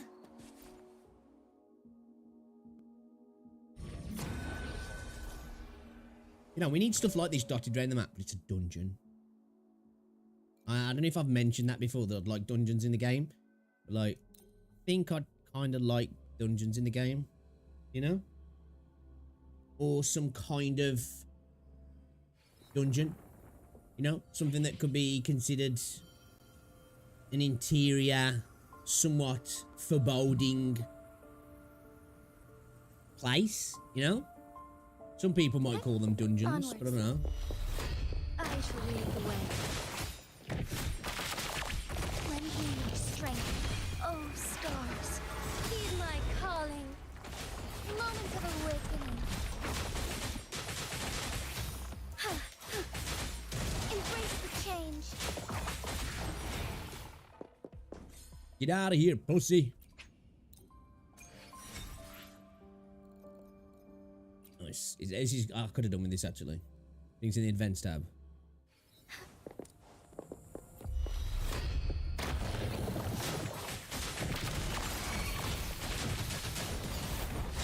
Take flight.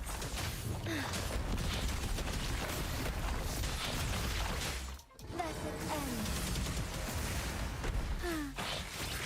Together we vanish.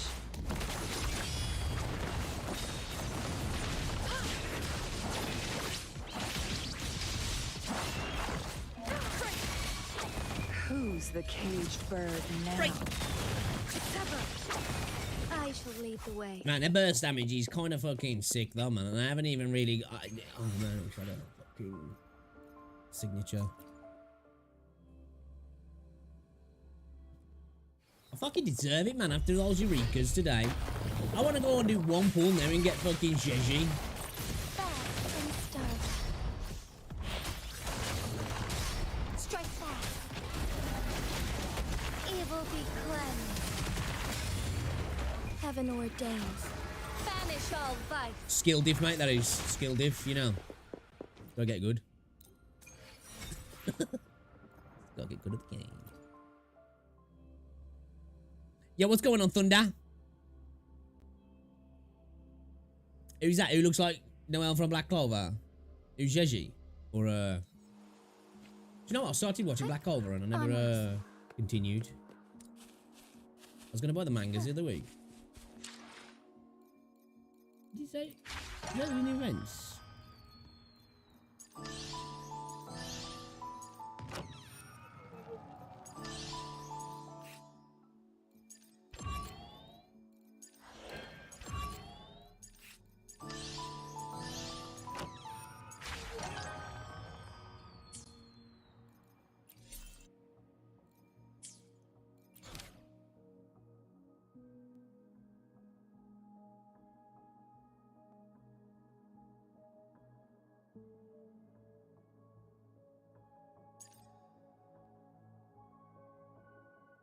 Was it this one?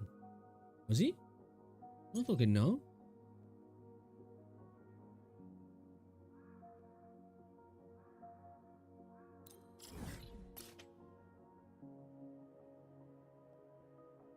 He shook out loud.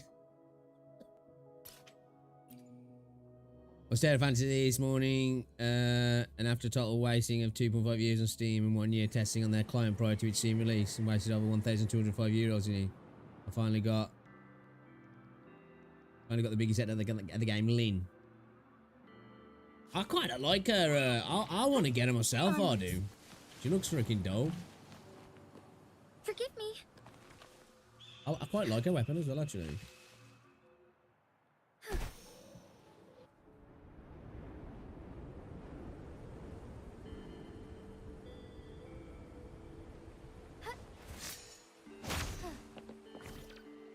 Nearly fucked up then. I thought I had my watch out. I had the camera out still.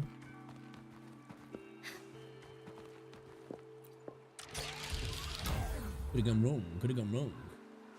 Be swift. What are we doing? Soar against the wind. Oh, I've got to avoid. Forgive me. Shit. You start again. I forgot. I want to look at what I've got to do. I've got to avoid pavement and shit in time. Yeah, I think if you just think, I just, like sometimes I'm like, oh, cool animation, you know? I like the AoE as well, and the aerial combat from it. It's kind of cool. Yeah, I forgot what these were, man. We gotta play these things as well, yeah. Oh, I remember now. It's been that long since I've done an overdash.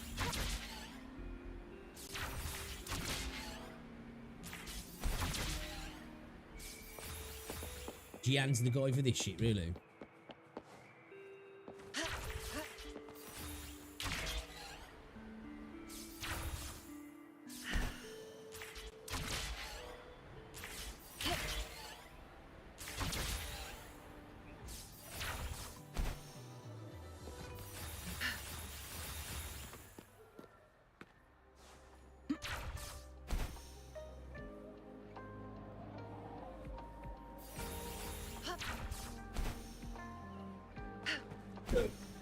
You know.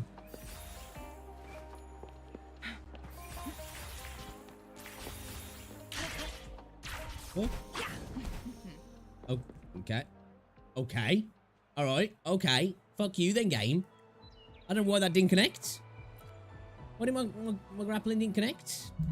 Fuck you, game. Fuck you right in the face.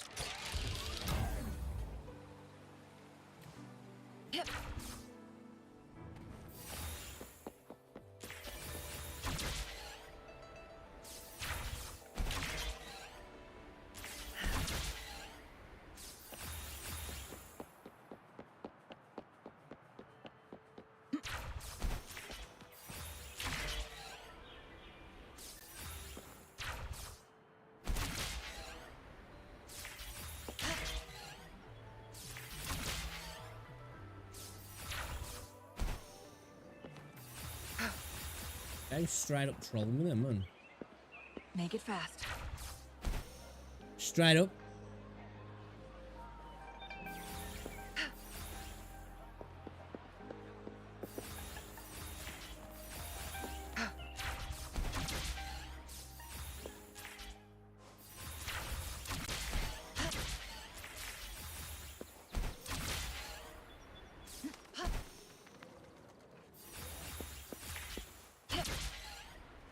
Oh shit. There's the finish line. I'm like, nah, I'm not done. I'm not done. You're really skilled. Near the track has defeated you. We'll ignore the first two files. Oh yeah, I remember this guy now. The dude on it, the one who didn't have the paperwork, yeah. Yeah, this one pissed me off so bad I punched a bruise into my thigh. Self-harming, was ya? Got many domain 9 and network characters now having SS on the shatter and charged for damage dealing, so one with S rating on both is now considered an extra to me. Yeah, I was gonna play some Terra Fantasy today, but I was like, I need to get the event finished on this.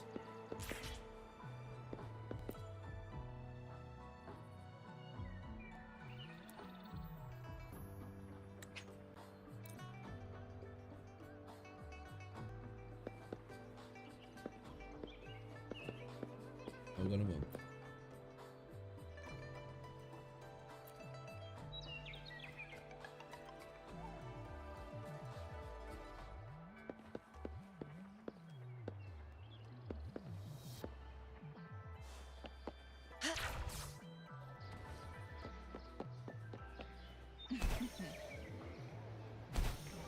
We started. Oh, we've started. My bad. I'm not sure if it started.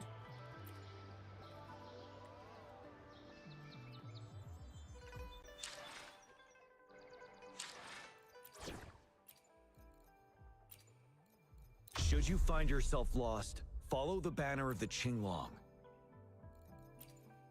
Learning through experience. Why the fuck is he down? When did that happen? When the fuck did that happen? Make it fast. Dickheads.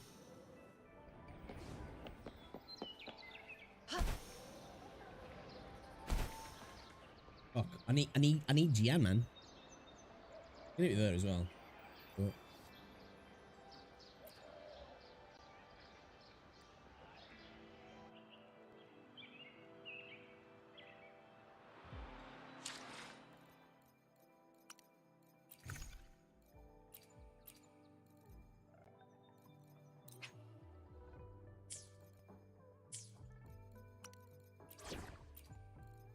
When danger arises, take cover behind me.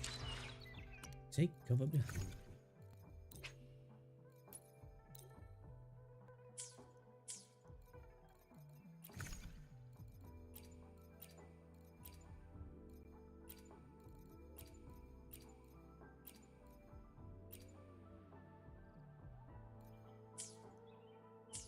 Sevens Red Bull guarantees an SSL or an IT, like with the standard gold. Whoever red has a small chance of rewarding you with the character of that bull.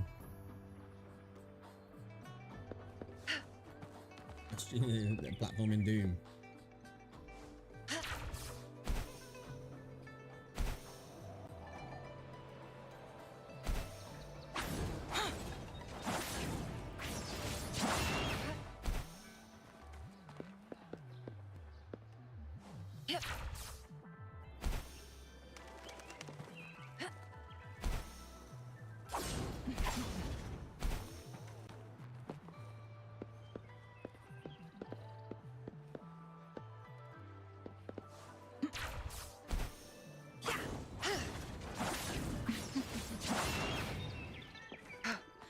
I to win! I to win! Talk about to win!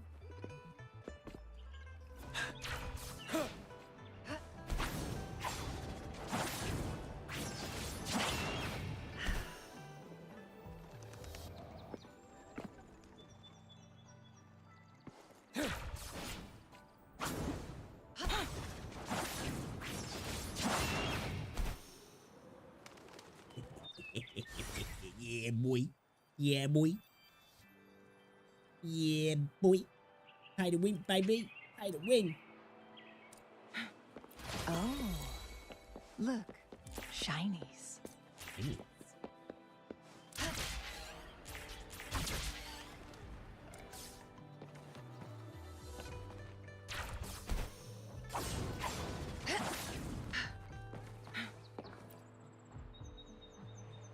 Thought the map was cursed. I don't talk to this kid. What are you doing? What's that doing?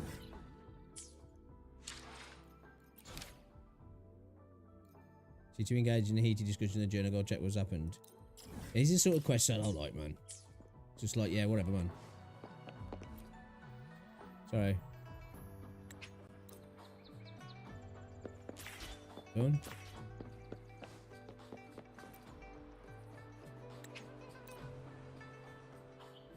Complete the quiz. Oh, I should listen, yeah.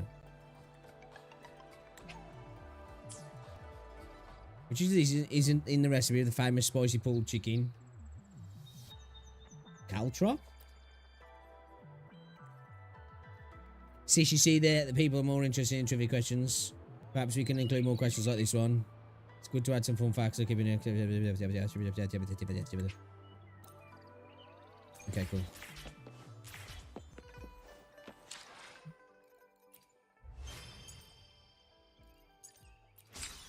Fuck them kids.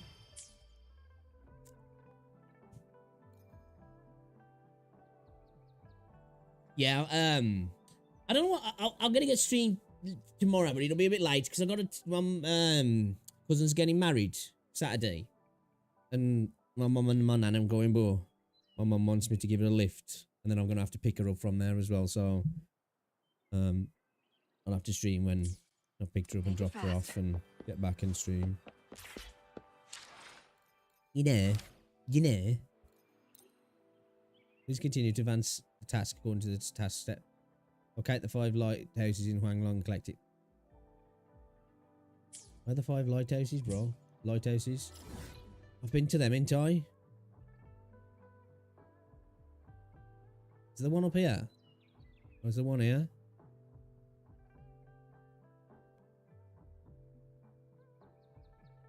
Wait, is there one up here?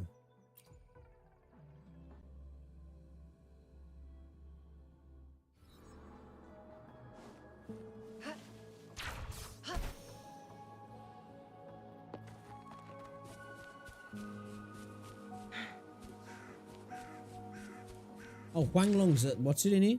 No? Is Huanglong the new 1.1 area, actually?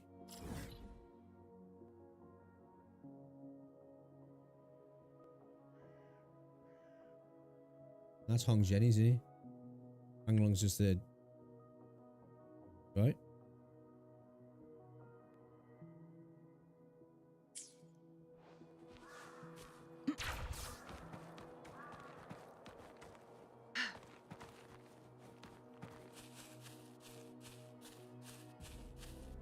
So I remember doing the lighthouses. Is that one? Is that considered one? Make it fast.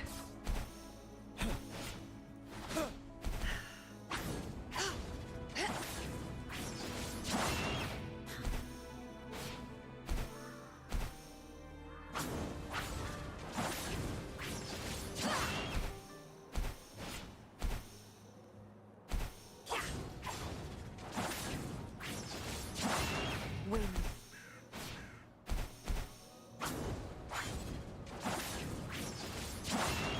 A good vantage point. Hey, we can fly! We can fly!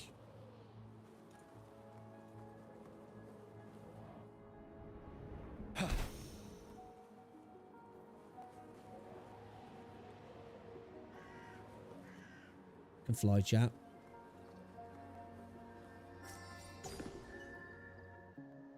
If you were gonna be able to fly in the game, you know, Jian Changli. What was we? Collect information. Collect information. A good vantage point. We gotta go to the console. Is it like the information on the ship that crashes or whatever it is?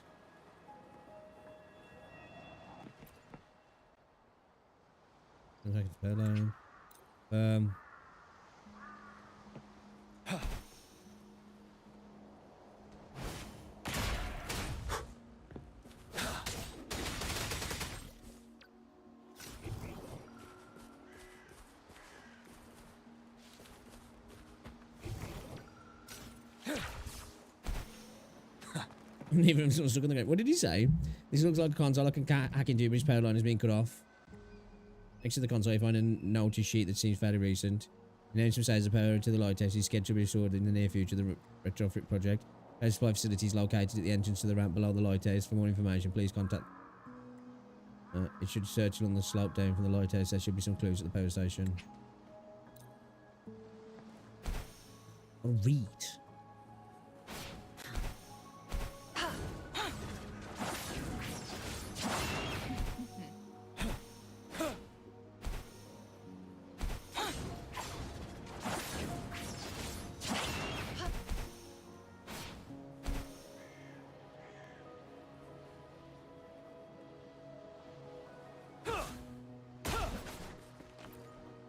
You right, mate?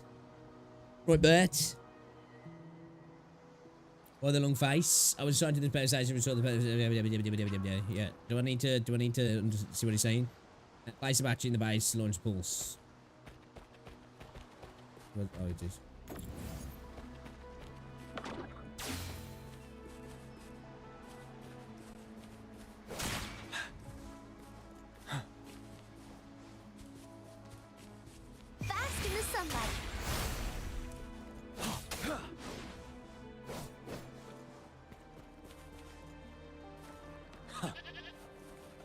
we get it off these? Did I? No, I didn't.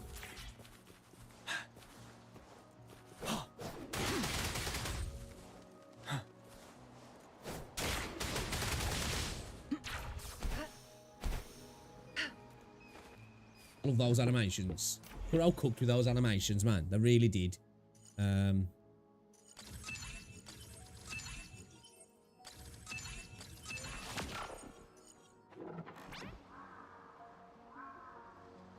I don't care about all that.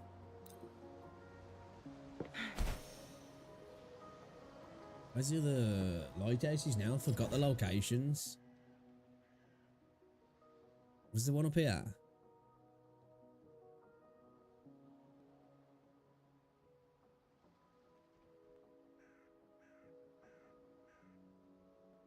Remember?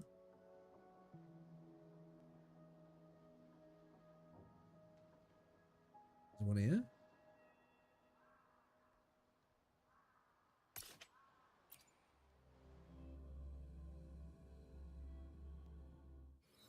Oh, is there a reward for that chest? Oh, fuck it. I'm gonna find out where these are first. Oh, there's one up here, is there? No, this is the mountain that we went to with that girl, isn't he? Yeah, okay.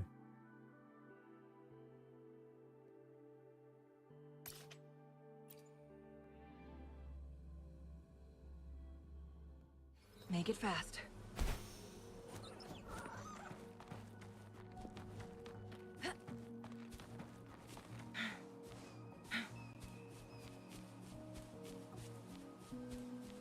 Oh.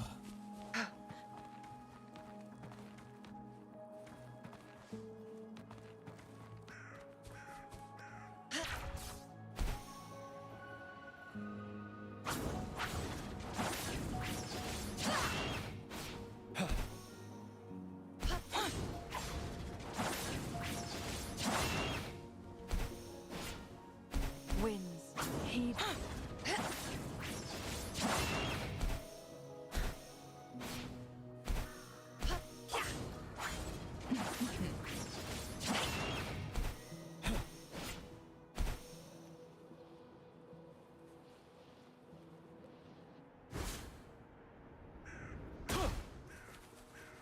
There's a chest.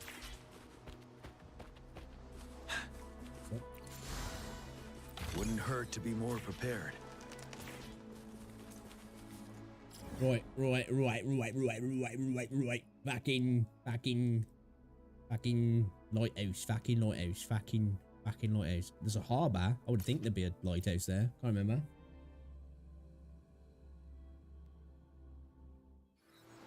Yeah, I can imagine. Like, I couldn't use a Naga on this.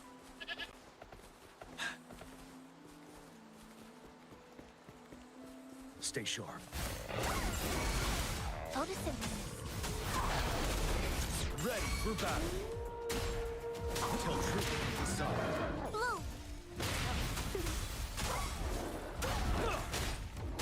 Needed the combat for the heals.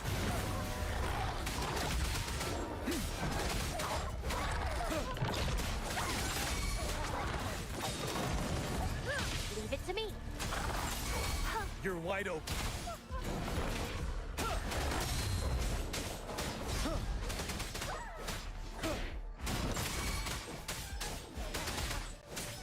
Fear no more.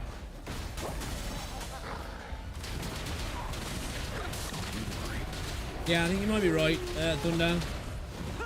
I can take it.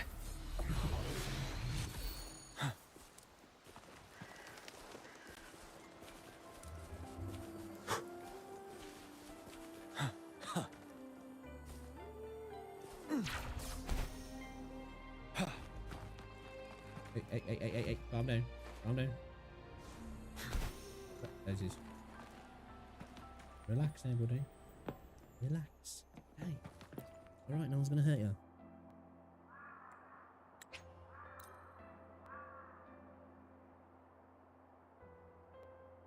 Right. Was there some information from that I needed?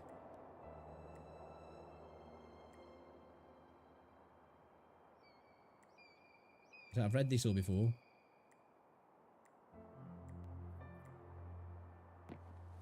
good vantage point.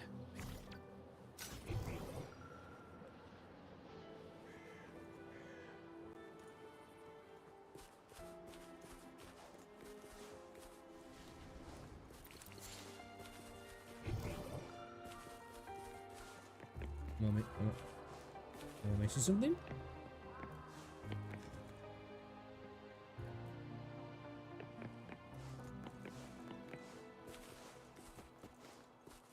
You have to hack it. I already hacked it though, you know. Can I do it again?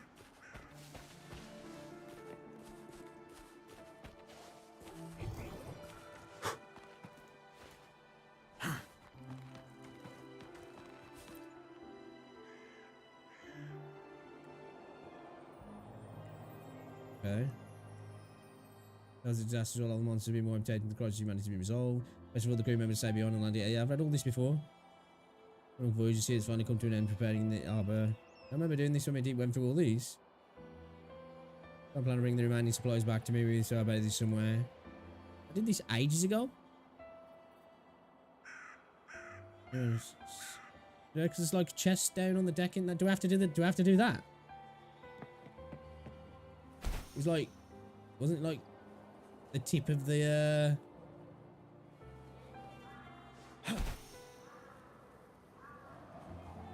the what's it now, if I remember right? No? The one I remember before, it was like the tip of the shadow of the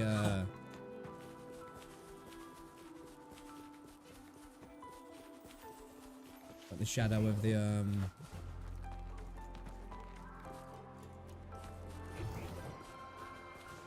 you know, the shadow of the fucking lighthouse thing, whatever it is.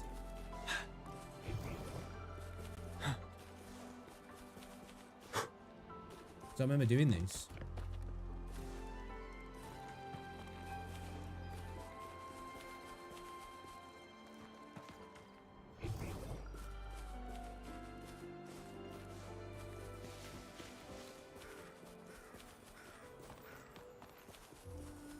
I'll be off reading all the clues, man. It's like, huh? Side quest, just point me in the direction. Let me do. Nobody got time for that. Nobody got time for that.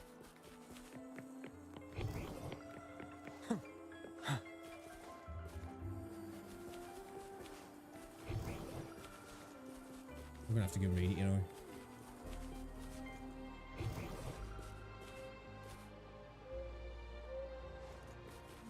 You're gonna make me read, bro. You're gonna make me read?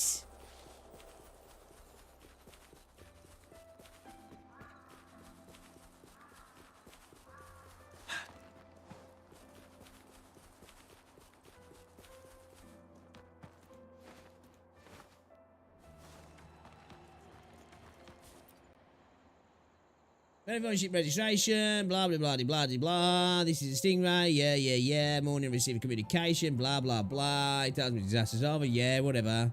Best of all, the crew members stay behind, blah, blah, blah, blah.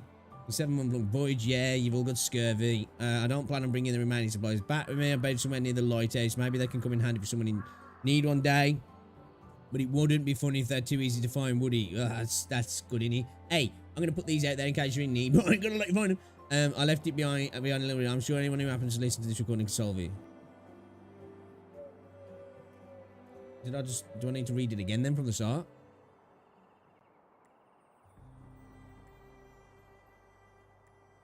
You want to receive a communication? What is that as well? The monsters have been wiped out. The crisis humanity was resolved. First of all, the crew members stay beyond and the land is safe. We're celebrating. A 17-month voyage on the sea has finally come to an end and prevent to learn to the harbour until we get the journey suspense is finally over. I'm planning on bringing the supplies back with me, so I've ordered them somewhere near the lighthouse. Maybe they can come in handy for somebody one day. It would be fun. Okay, so they're just near the lighthouse then.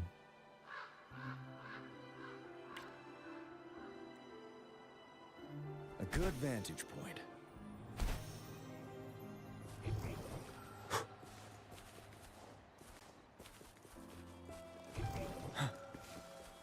Like, I remember the one that I came to do this before. It was like they're buried where the shadow, the tip of the shadow or some shit like that. So I'm wondering fine if they just remove the shades, the game would load up a lot faster. Yeah, I don't know, you can play it on phone, man. I really don't. One of them is farther down than the other. It's really hard to find.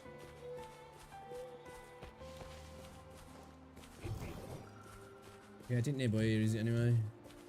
So I'm tripping.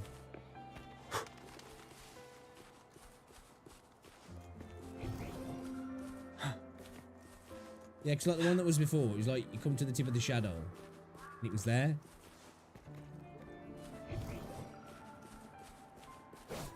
No, right there, like. No, not right there. It's a tree. The shadow's not casting them, is it? Because it's night time.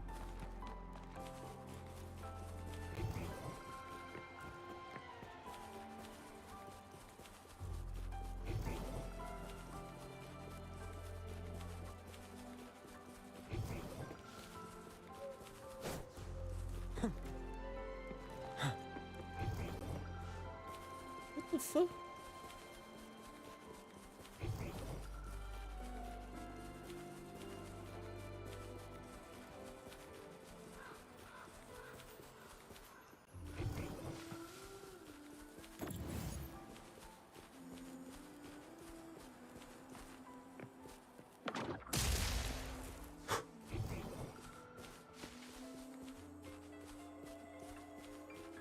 I'm tripping?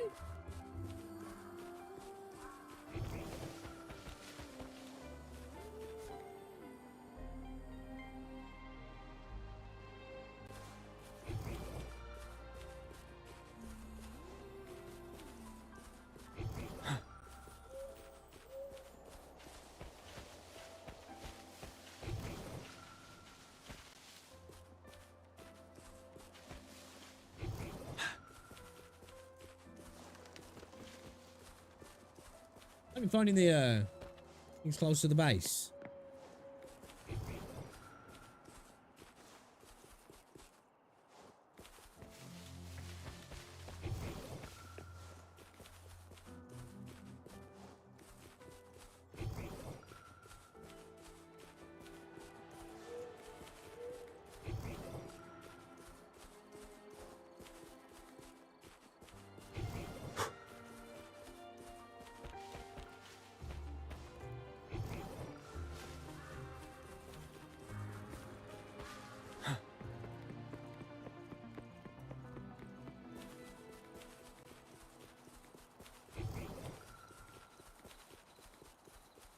Alright. I'm going to spend like another 30 seconds looking for this and then I'm just going to do something else. Because, this is not fun. Like, could you give me a little bit better clue than it's just near the base? Like, at least when I found the other one before earlier in the game when you just discovered it, it was like, you know, it's at the, it's at the base of the what's-it?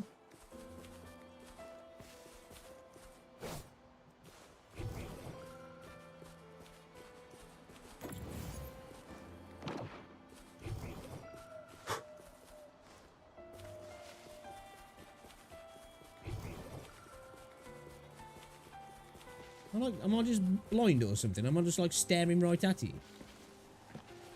I feel like I'm tripping now.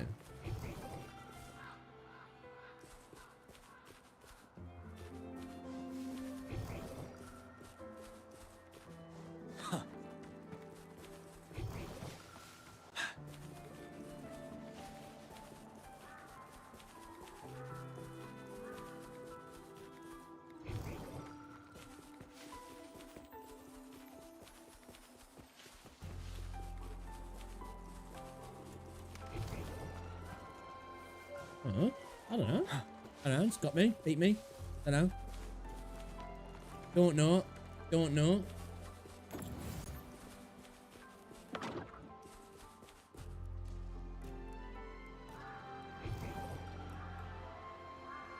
Feel like I've scanned all over here anyway, so it's gotta be further down, hasn't it?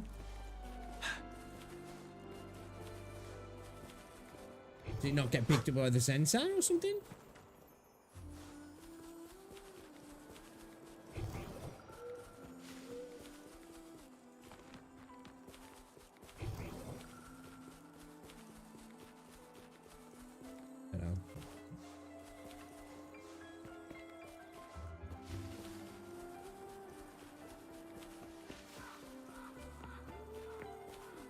Might have a lighthouse on its tip. I know the one, like when I found it, like you had to get to the tip of the shadow of the lighthouse, and it was there, but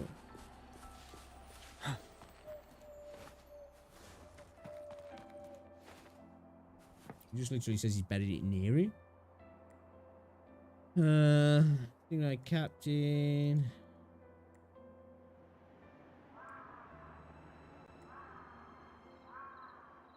Buried them somewhere near the lighthouse. Maybe they can come in handy for someone in need one day. It wouldn't be funny if they're too easy to find, would it? I left behind a little riddle. Anyone who happens to listen to this recording can solve it. What the fuck's the riddle? What's the riddle?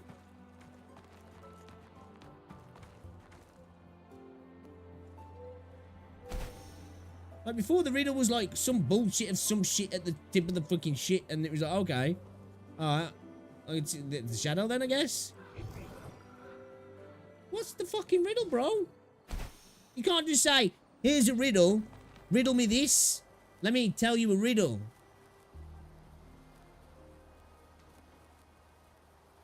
Well, we're waiting, you know? Like, fuck's a riddle, bro? Can't do that to me.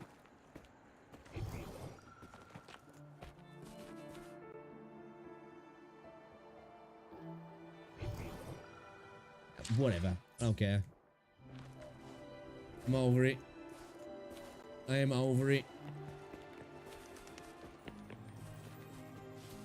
Go find one of the other lighthouses I get, and we can come back. Maybe I'll find it then when I come back. Maybe, I don't know. I think the other lighthouses up north, yeah. Over on the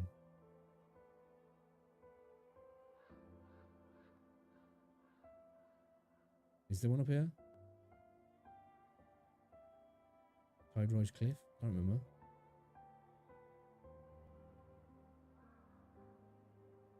One like here or something.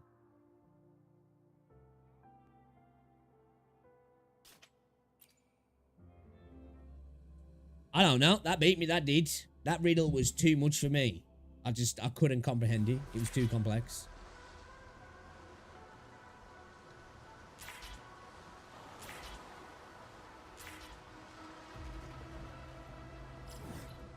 I ain't been here for ages.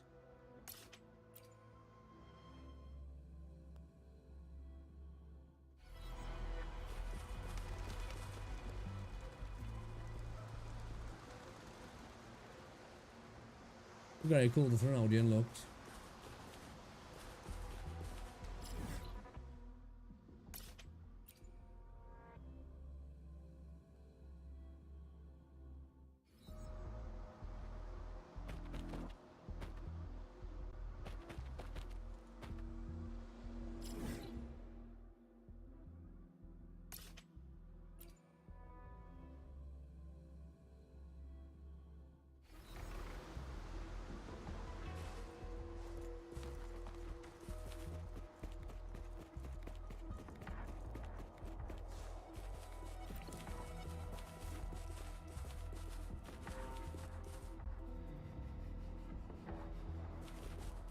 Yeah, we're mint picking with this one, boys. We're mint picking with this one.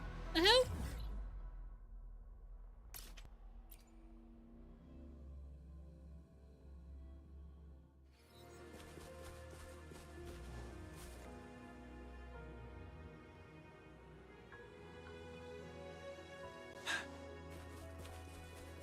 I'm gonna casket up there, there ain't go.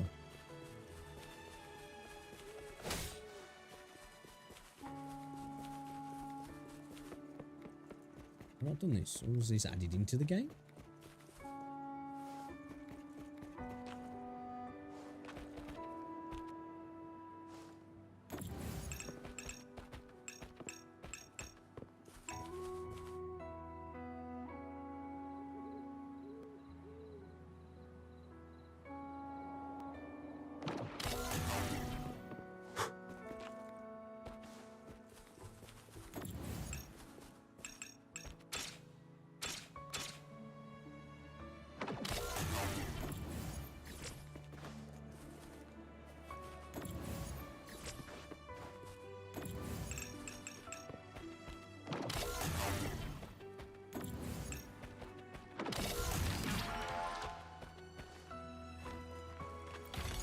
That's a thick ladder.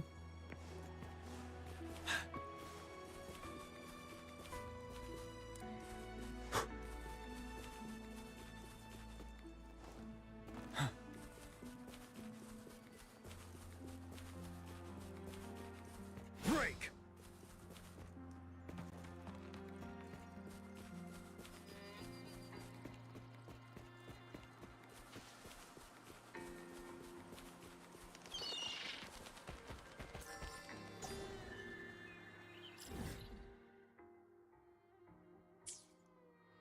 What is that's a potential place that we can go in the future?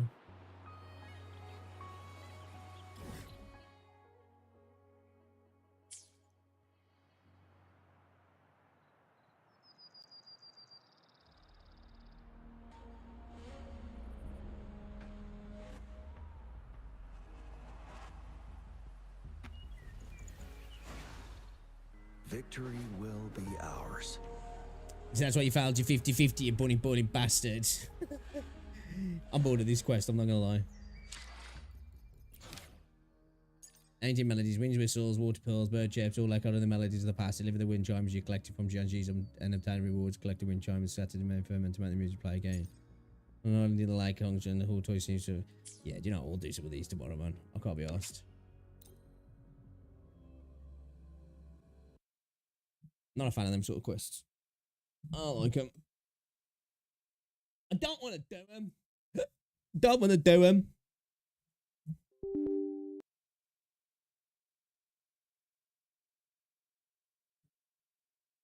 Gato Fantasio.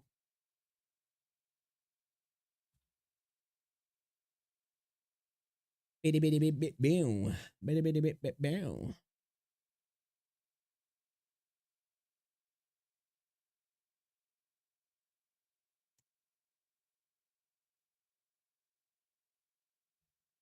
Oh.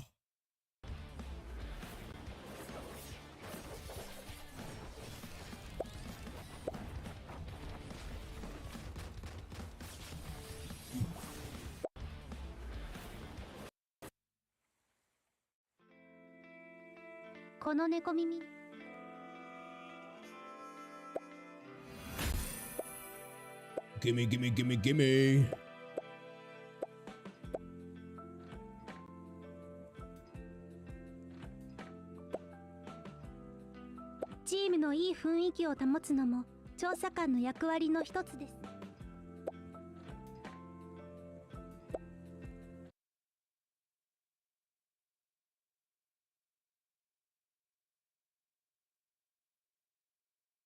Alright guys,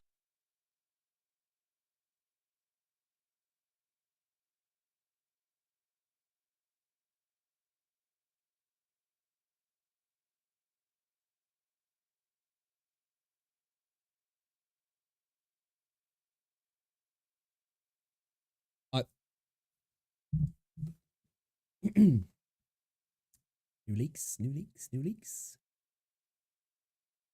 New leaks, new leaks, events. I'm interested. I want to see what's coming because for me, that's one of the biggest things in the game that I want to see now is new events, fleshed out content, something that's going to get me really invested that I can play more than once, something that's going to give me a challenge, something to attain, and just something that's a little bit more fleshed out. So let's see what Legion Wooer's got to say, guys. If you haven't checked him out already, he makes great videos, new leaks, insane events incoming. Massive rewards, 1.3 update is huge.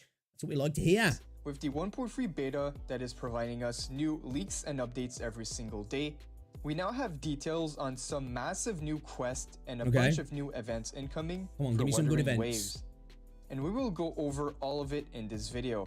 So make sure to like the video and subscribe, guys. Definitely go check him out, guys. With Wuthering Waves 24/7. And as you know, guys, we pull in Wuthering Waves for these gorgeous character designs. So let me introduce you to today's sponsor, Echocalypse, which is sure. I actually, oh my god, perfect time to pause. Perfect time to pause. I've actually downloaded this game. I downloaded it when I was like literally falling asleep and I fell asleep with the phone in my hand. Haven't played it. I'm gonna probably play it over the weekend. I've started. I'm getting to the next stage of degeneracy. I've started installing gacha games on my phone, even though I told myself I don't play games on mobile. But I couldn't help myself, man. I couldn't help myself. Surely gonna catch your attention. So Echocalypse is a RPG anime style game with amazing 2D action strategy gameplay. Oh, that's it. I actually did start it. I fell asleep in the combat. That's nothing. I'm not saying the combat puts you to sleep. I don't know if it seemed very automated though off the bat, but I don't know if that was just the initial start of the game. I'm not too sure, but I did fall asleep. There's some of the most beautiful character designs I've seen in recent gacha. Just take a look at this playable character here, guys. Bruh. One of my favorite designs, as well as this one right here. One of your favorite designs. Yeah, it's about the design, isn't it? It's the artistic application of some thought out characteristics there, isn't it? You know, the color palette, it's the massive tits, isn't it, dude? That's what it is. And I'm sure you all know the reason why. Echocalypse provides an amazing apocalyptic exploration experience while you stand alongside charming kimono girls. Who wouldn't want that? You can enjoy a time-saving and relaxing card battle, with top-tier gameplay animations providing a really fun experience. I was quite surprised how well animated the ultimate animations are in this game, and I'm having a blast with it. It looks good. Really actually. fun game, guys. So download Echocalypse for free on multiple platforms like iOS, Android, and PC. Thank you, Echocalypse, for sponsoring you can get it on this PC? video. Ah, Alright, hey, guys. maybe we'll play it on now PC to talk then. about all the new events that we can expect so far for Wuthering Waves version Let's go. 1.3. Starting off with the first event, guys. So this event, we have all the details for it. It will be available after you complete the main quest, Act 8, Right. called To the Shore's End. And there's also a side quest you will need to do called Scale of Past. Which, speaking of these new quests, this is a new main quest and a new side quest that will be added in the 1.3 update.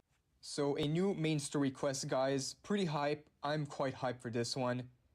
And this event, completing it, will give us... I'm interested for the quest from the point of learning about the Black Shores and the people involved in the Black Shores and exactly, you know, what they're all about. I'm interested in that for sure. 240 Ashtrites. Not the biggest event, but there's a lot more to cover, guys. This is only the first one. The next one is called the Infinite Battle Simulation event.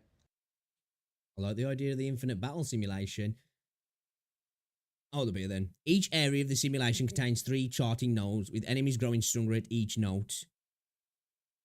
I'm guessing that means node. Defeating enemies in the 3rd charting node will reward you with a great amount of tactic points. Open supply chests after defeating enemies to claim tactic points and oscillator variable buffs. Once you've collected enough oscillator variables, you can unlock new powerful buffs.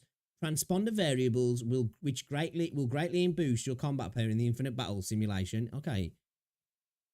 Alright. Is it...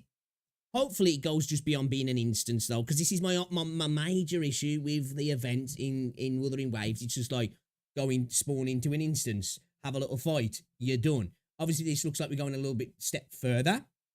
You're going through 3 charting nodes which allow enemies to grow stronger.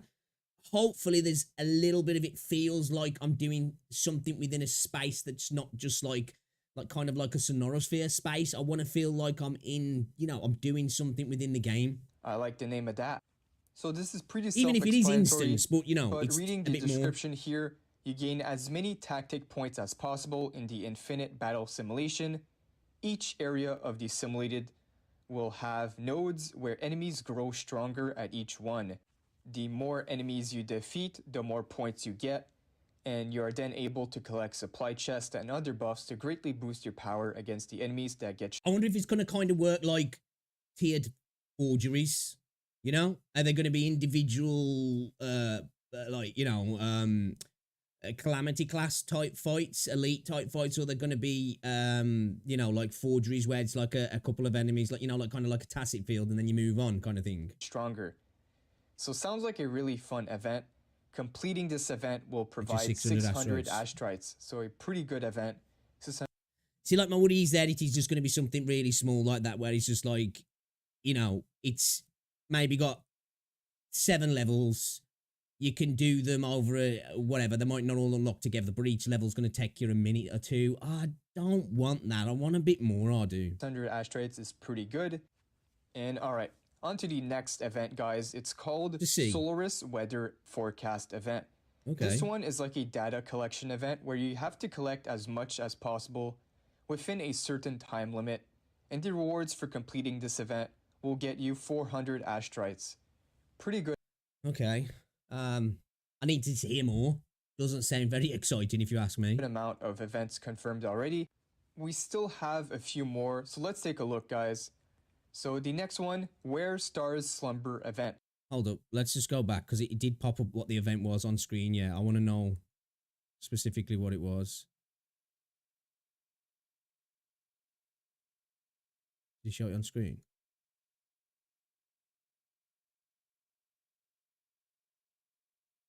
This is the one, yeah. Next event, guys, it's called Solaris Weather. Right, okay. Arnold, the special agent of the Black Shores, is currently looking for assistance to collect the detection data on the Lament with the promise of generous rewards. If you are interested, go talk to him. Reach Union Level 14 and complete the main quest, Act 7, Thor of Eons. During the event, you need to activate challenges across different regions. You can participate in any unlocked challenge as many times as you want. After the challenge starts, detection datasets will appear. Try to collect as many detection datasets as possible within the time limit. Once all existing datasets are collected, new datasets will appear. The more datasets you collect, the better rewards. Take a shot for every time I said datasets. There are various modules available in the challenges. Utilize them strategically to speed up your dataset collection. I need to see where that kind of works, but that sounds a little bit dry, man. I've got to say, you know, gotta say. 400 asteroids. Pretty good amount of events confirmed already. We still have... So it seems like we're still going down the path where the reward is the reward, basically, which sounds like a stupid comment to make, but I want the reward to be the event itself, where it's like, you know, you finish it and you speak to other people in the community and be like, dude, do you remember that event? That was fucking sick, that was. These don't seem like they're those kind of events. A few more, so let's take a look, guys. So the next one, Where Stars Slumber event. Okay. Complete the event quest to earn great rewards. This event consists of 3 phases, each unlocking progressively as you advance through the main quest. Okay, nice. So this event... So it's going to be more like just a side quest type thing, yeah. It seems like it's tied with the main story. Similar to the By Moon's Grace event, the one with Zhen Liao in 1.2. So far, the rewards for this one is going to be 500 asteroids. Okay. On to Plenty the of next rewards, one, which is good. So this one is called Fairy Tale's Final Event. And this By a mysterious gate, a girl named Dorothy, who accidentally crossed through, asked for your help to take down the monsters lurking inside. Is that a little what's it to the Wizard of Oz or something? Reach Union Level 22. In each level, you can select Dorothy's friends as support echoes. Okay, that's interesting, which can significantly boost Resonator's combat power. Downed Resonators will be automatically recovered after a while. You can complete the task with your friends. Points are calculated using the formula clearance points plus remaining time plus time coefficient. Total score with the sum of the highest points achieved in regular levels. Okay, this actually does sound a little bit better, actually. This does. This event, you basically help this girl called Dorothy take down monsters. And in each level, you can select Dorothy's friends as supports echoes who significantly boost your Resonator power. Will they kind of act like Elusive Realm kind of echoes, will they? Or will there be more like stat boosts for your... Well, I'm guessing there'll be stat boosts for your red stat, but I wonder if there'll be, you know, like how the crown list works in the Elusive Realm, will they kind of work like that as well, where they're just like sick? It also says here, you can complete tasks with friends. So by the looks of it, we are getting another event. We can do co-op. So another co-op mode event. I'm pretty sure it's still a optional thing. You're not forced to play co-op in these type of events. That's good, because as somebody who is totally antisocial, perfect for me. Queue up with your friends or randoms, then you have the option to do so, which I find is pretty nice. And this event is going to be giving us 500 asteroids for completing it. And that's not all, guys. We are getting another Lolo campaign for 1.3. Okay. So right. I guess they're going to do reruns for the last events now, since it has been a while from the last Lolo campaign. It's cool to have, but is that where we're at? We're rerunning events now. And I guess for the new Obviously, we're still early on. I am starting to get a little bit worried that this is how the events are just going to run in the game. I'm not gonna lie. I'm not gonna lie. Maybe I'm reacting a little bit too much. Maybe I'm, well, I don't know, man. I don't know if these are all that. players, maybe if they do the console launch, they might want to bring back old events. So it makes sense. That's fine. They will do a rerun for this event. So then we can expect another 400 asteroids and a bunch of materials from this event. And looks like we're getting another rerun right here. And this one is going to be the exploration event, which we don't have any details on at the moment. Keep in mind, guys, these events I just mentioned, all we know is a brief description and the asteroid count. We should be expecting more rewards as well. Usually in events, they always put alongside some XP materials and some tuners that we can get. But do you see what I'm saying about the way that the game's going? I know, I'm sure you get what I'm saying. Like, you can even see it with the dude how he's talking about it, how Legion's talking about it, in the rewards, as if that's the main thing. Now, don't get me wrong, there should be rewards for events, because at the end of the day, you want to get asteroids, you want things for pulls, of course you do, it's a gacha game. That's always going to be a thing, that while you're doing stuff, hey, I got some free stuff, put that to the side, I'll do a pull later, or I can pull for the next banner, whatever it is. Or, I don't want it to be just waiting for that next event so I can quickly bash through it and I've got some asteroids, because then you're done. I want the game to engage me a little bit more. I want to keep playing the game. I like the gameplay loop. I like the combat. I want to be engaged for decent periods of time, kind of like an MMO does for me. And I know people are going to be like, well, go play an MMO, that game. This is a gacha game. But I don't think Wuthering Waves needs to be like all the other gacha games. Let's change it up. Let's have the gacha system, but let's be a game that, like, not that doesn't respect your time and you have to always be on it, but it's got systems and events and gameplay loops in the game that make you want to engage with them and continue to do them. Not because, well, I've got to do this today to get my rewards, but you want to do this today because you want to enjoy it, kind of thing. Echoes. So we should be seeing little bit more worried about for this event than only asteroids, but it's pretty nice to know the asteroid count. So far, guys, for this video, we're at 2,640 asteroids.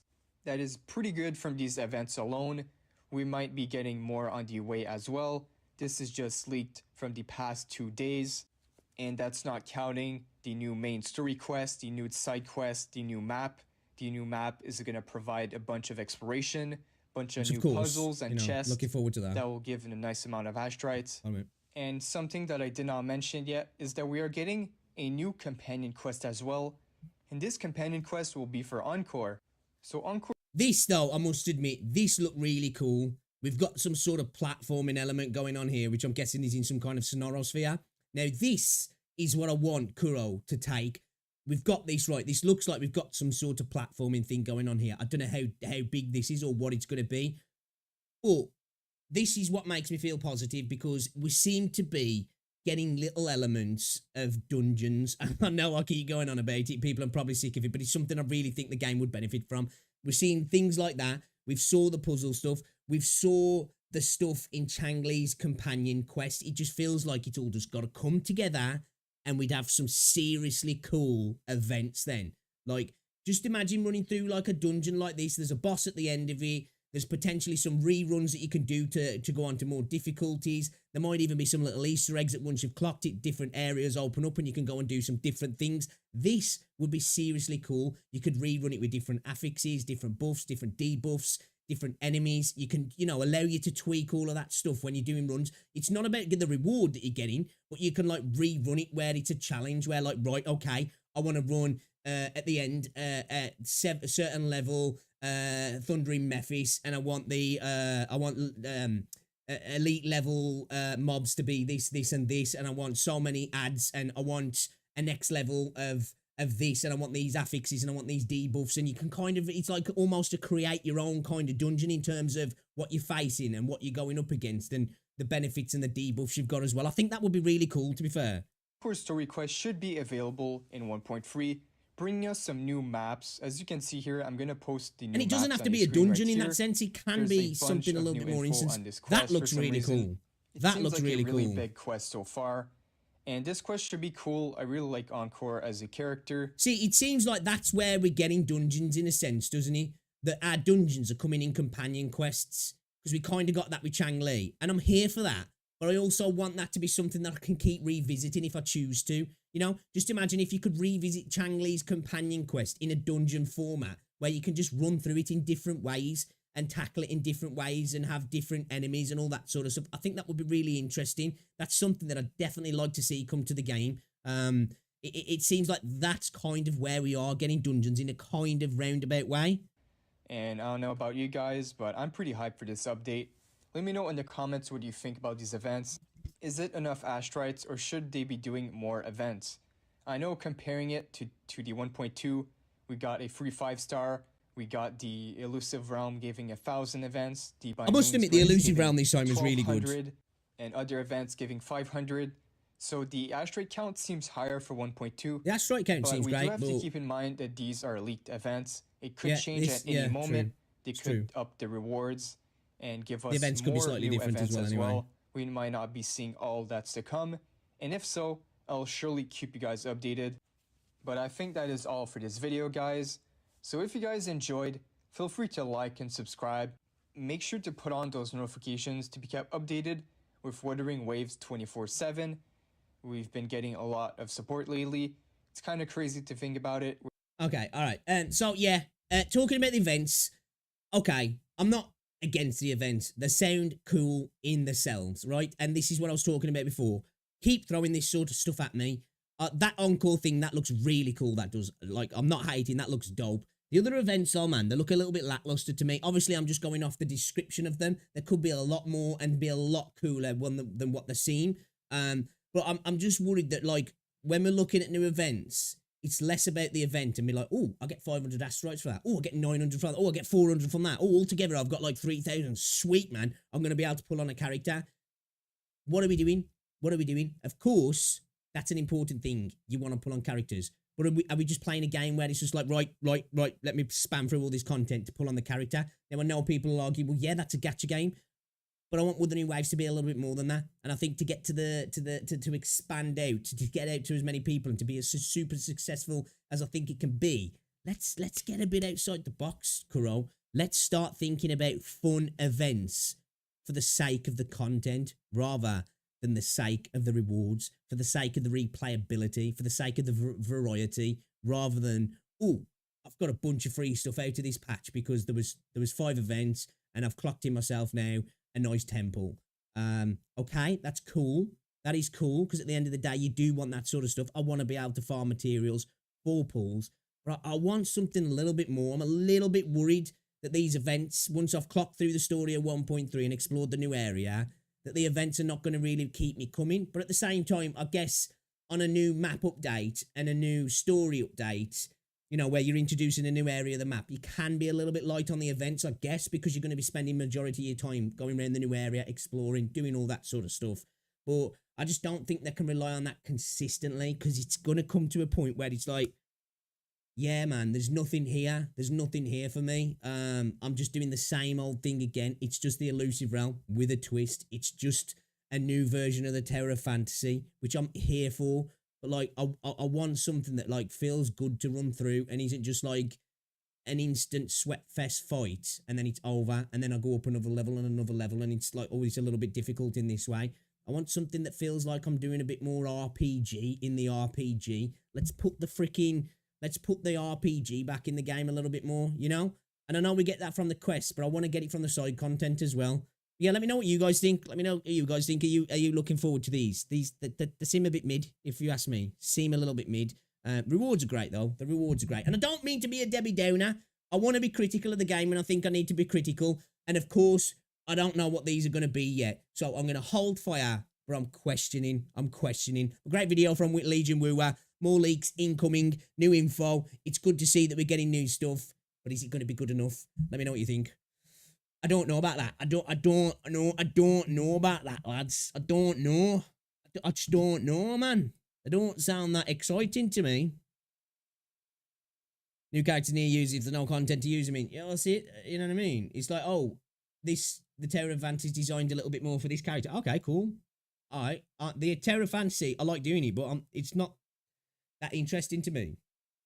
Whereas, like, you know, something that felt like I was doing a bit more RPG work, like a dungeon or something would be a little bit. And I know I keep going on about dungeons, but it's like, it doesn't have to be a dungeon, but you know what I mean? Like that sort of content, something that's a little bit more game rather than challenge to clock through to, like, you know, to get your events.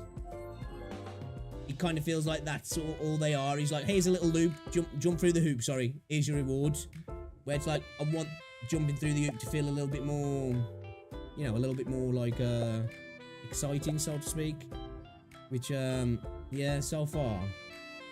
I don't know, man, I don't know. Do you know what, though? I'm gonna have to, I ain't even gonna be able to play this, man, because it's 5 o'clock now. I've got to go and get Rosie from work. I was just interested in that video to see what the new events are coming up, because that's the thing for me at the minute with the game. I'm like heavily invested in what the events are going to bring. Of course, characters are good. Of course, rewards are good. But I want cool content to use my characters within. And I think playing Tower of Fantasy has shown me, which I know it's more of an MMO, that game, but like I don't understand why those sorts of things can't come into the game. Because I think there's some really cool little things in there, and just bring them into the game, man. Just bring them into the game, you know. So yeah. Not that interested. A little bit worried. I want some good shit. Anyway, I'm gonna get off, chat. Appreciate you coming through, man. Love your faces. I'll be back. Once I've picked Rosie up and had some tea, we're going to play some Deadlock. We'll be live on the second channel, okay? We'll be live on the second channel. And be live on Twitch as well. So, subscribe if you haven't done, and I'll catch you all in a bizzle. If I don't see you later, guys, have an amazing Friday and have a great weekend, all right? I'll be live tomorrow, but I'll be live later. I've got to give my mum a lift to her wedding and pick her up and drop her off and all that good shit, so I won't be streaming in between because I don't know how long she's going to be there. Unless we do like a really short stream. We'll see. But I'll be live in the evening. Anyway, catch you later. Love your faces. Drop.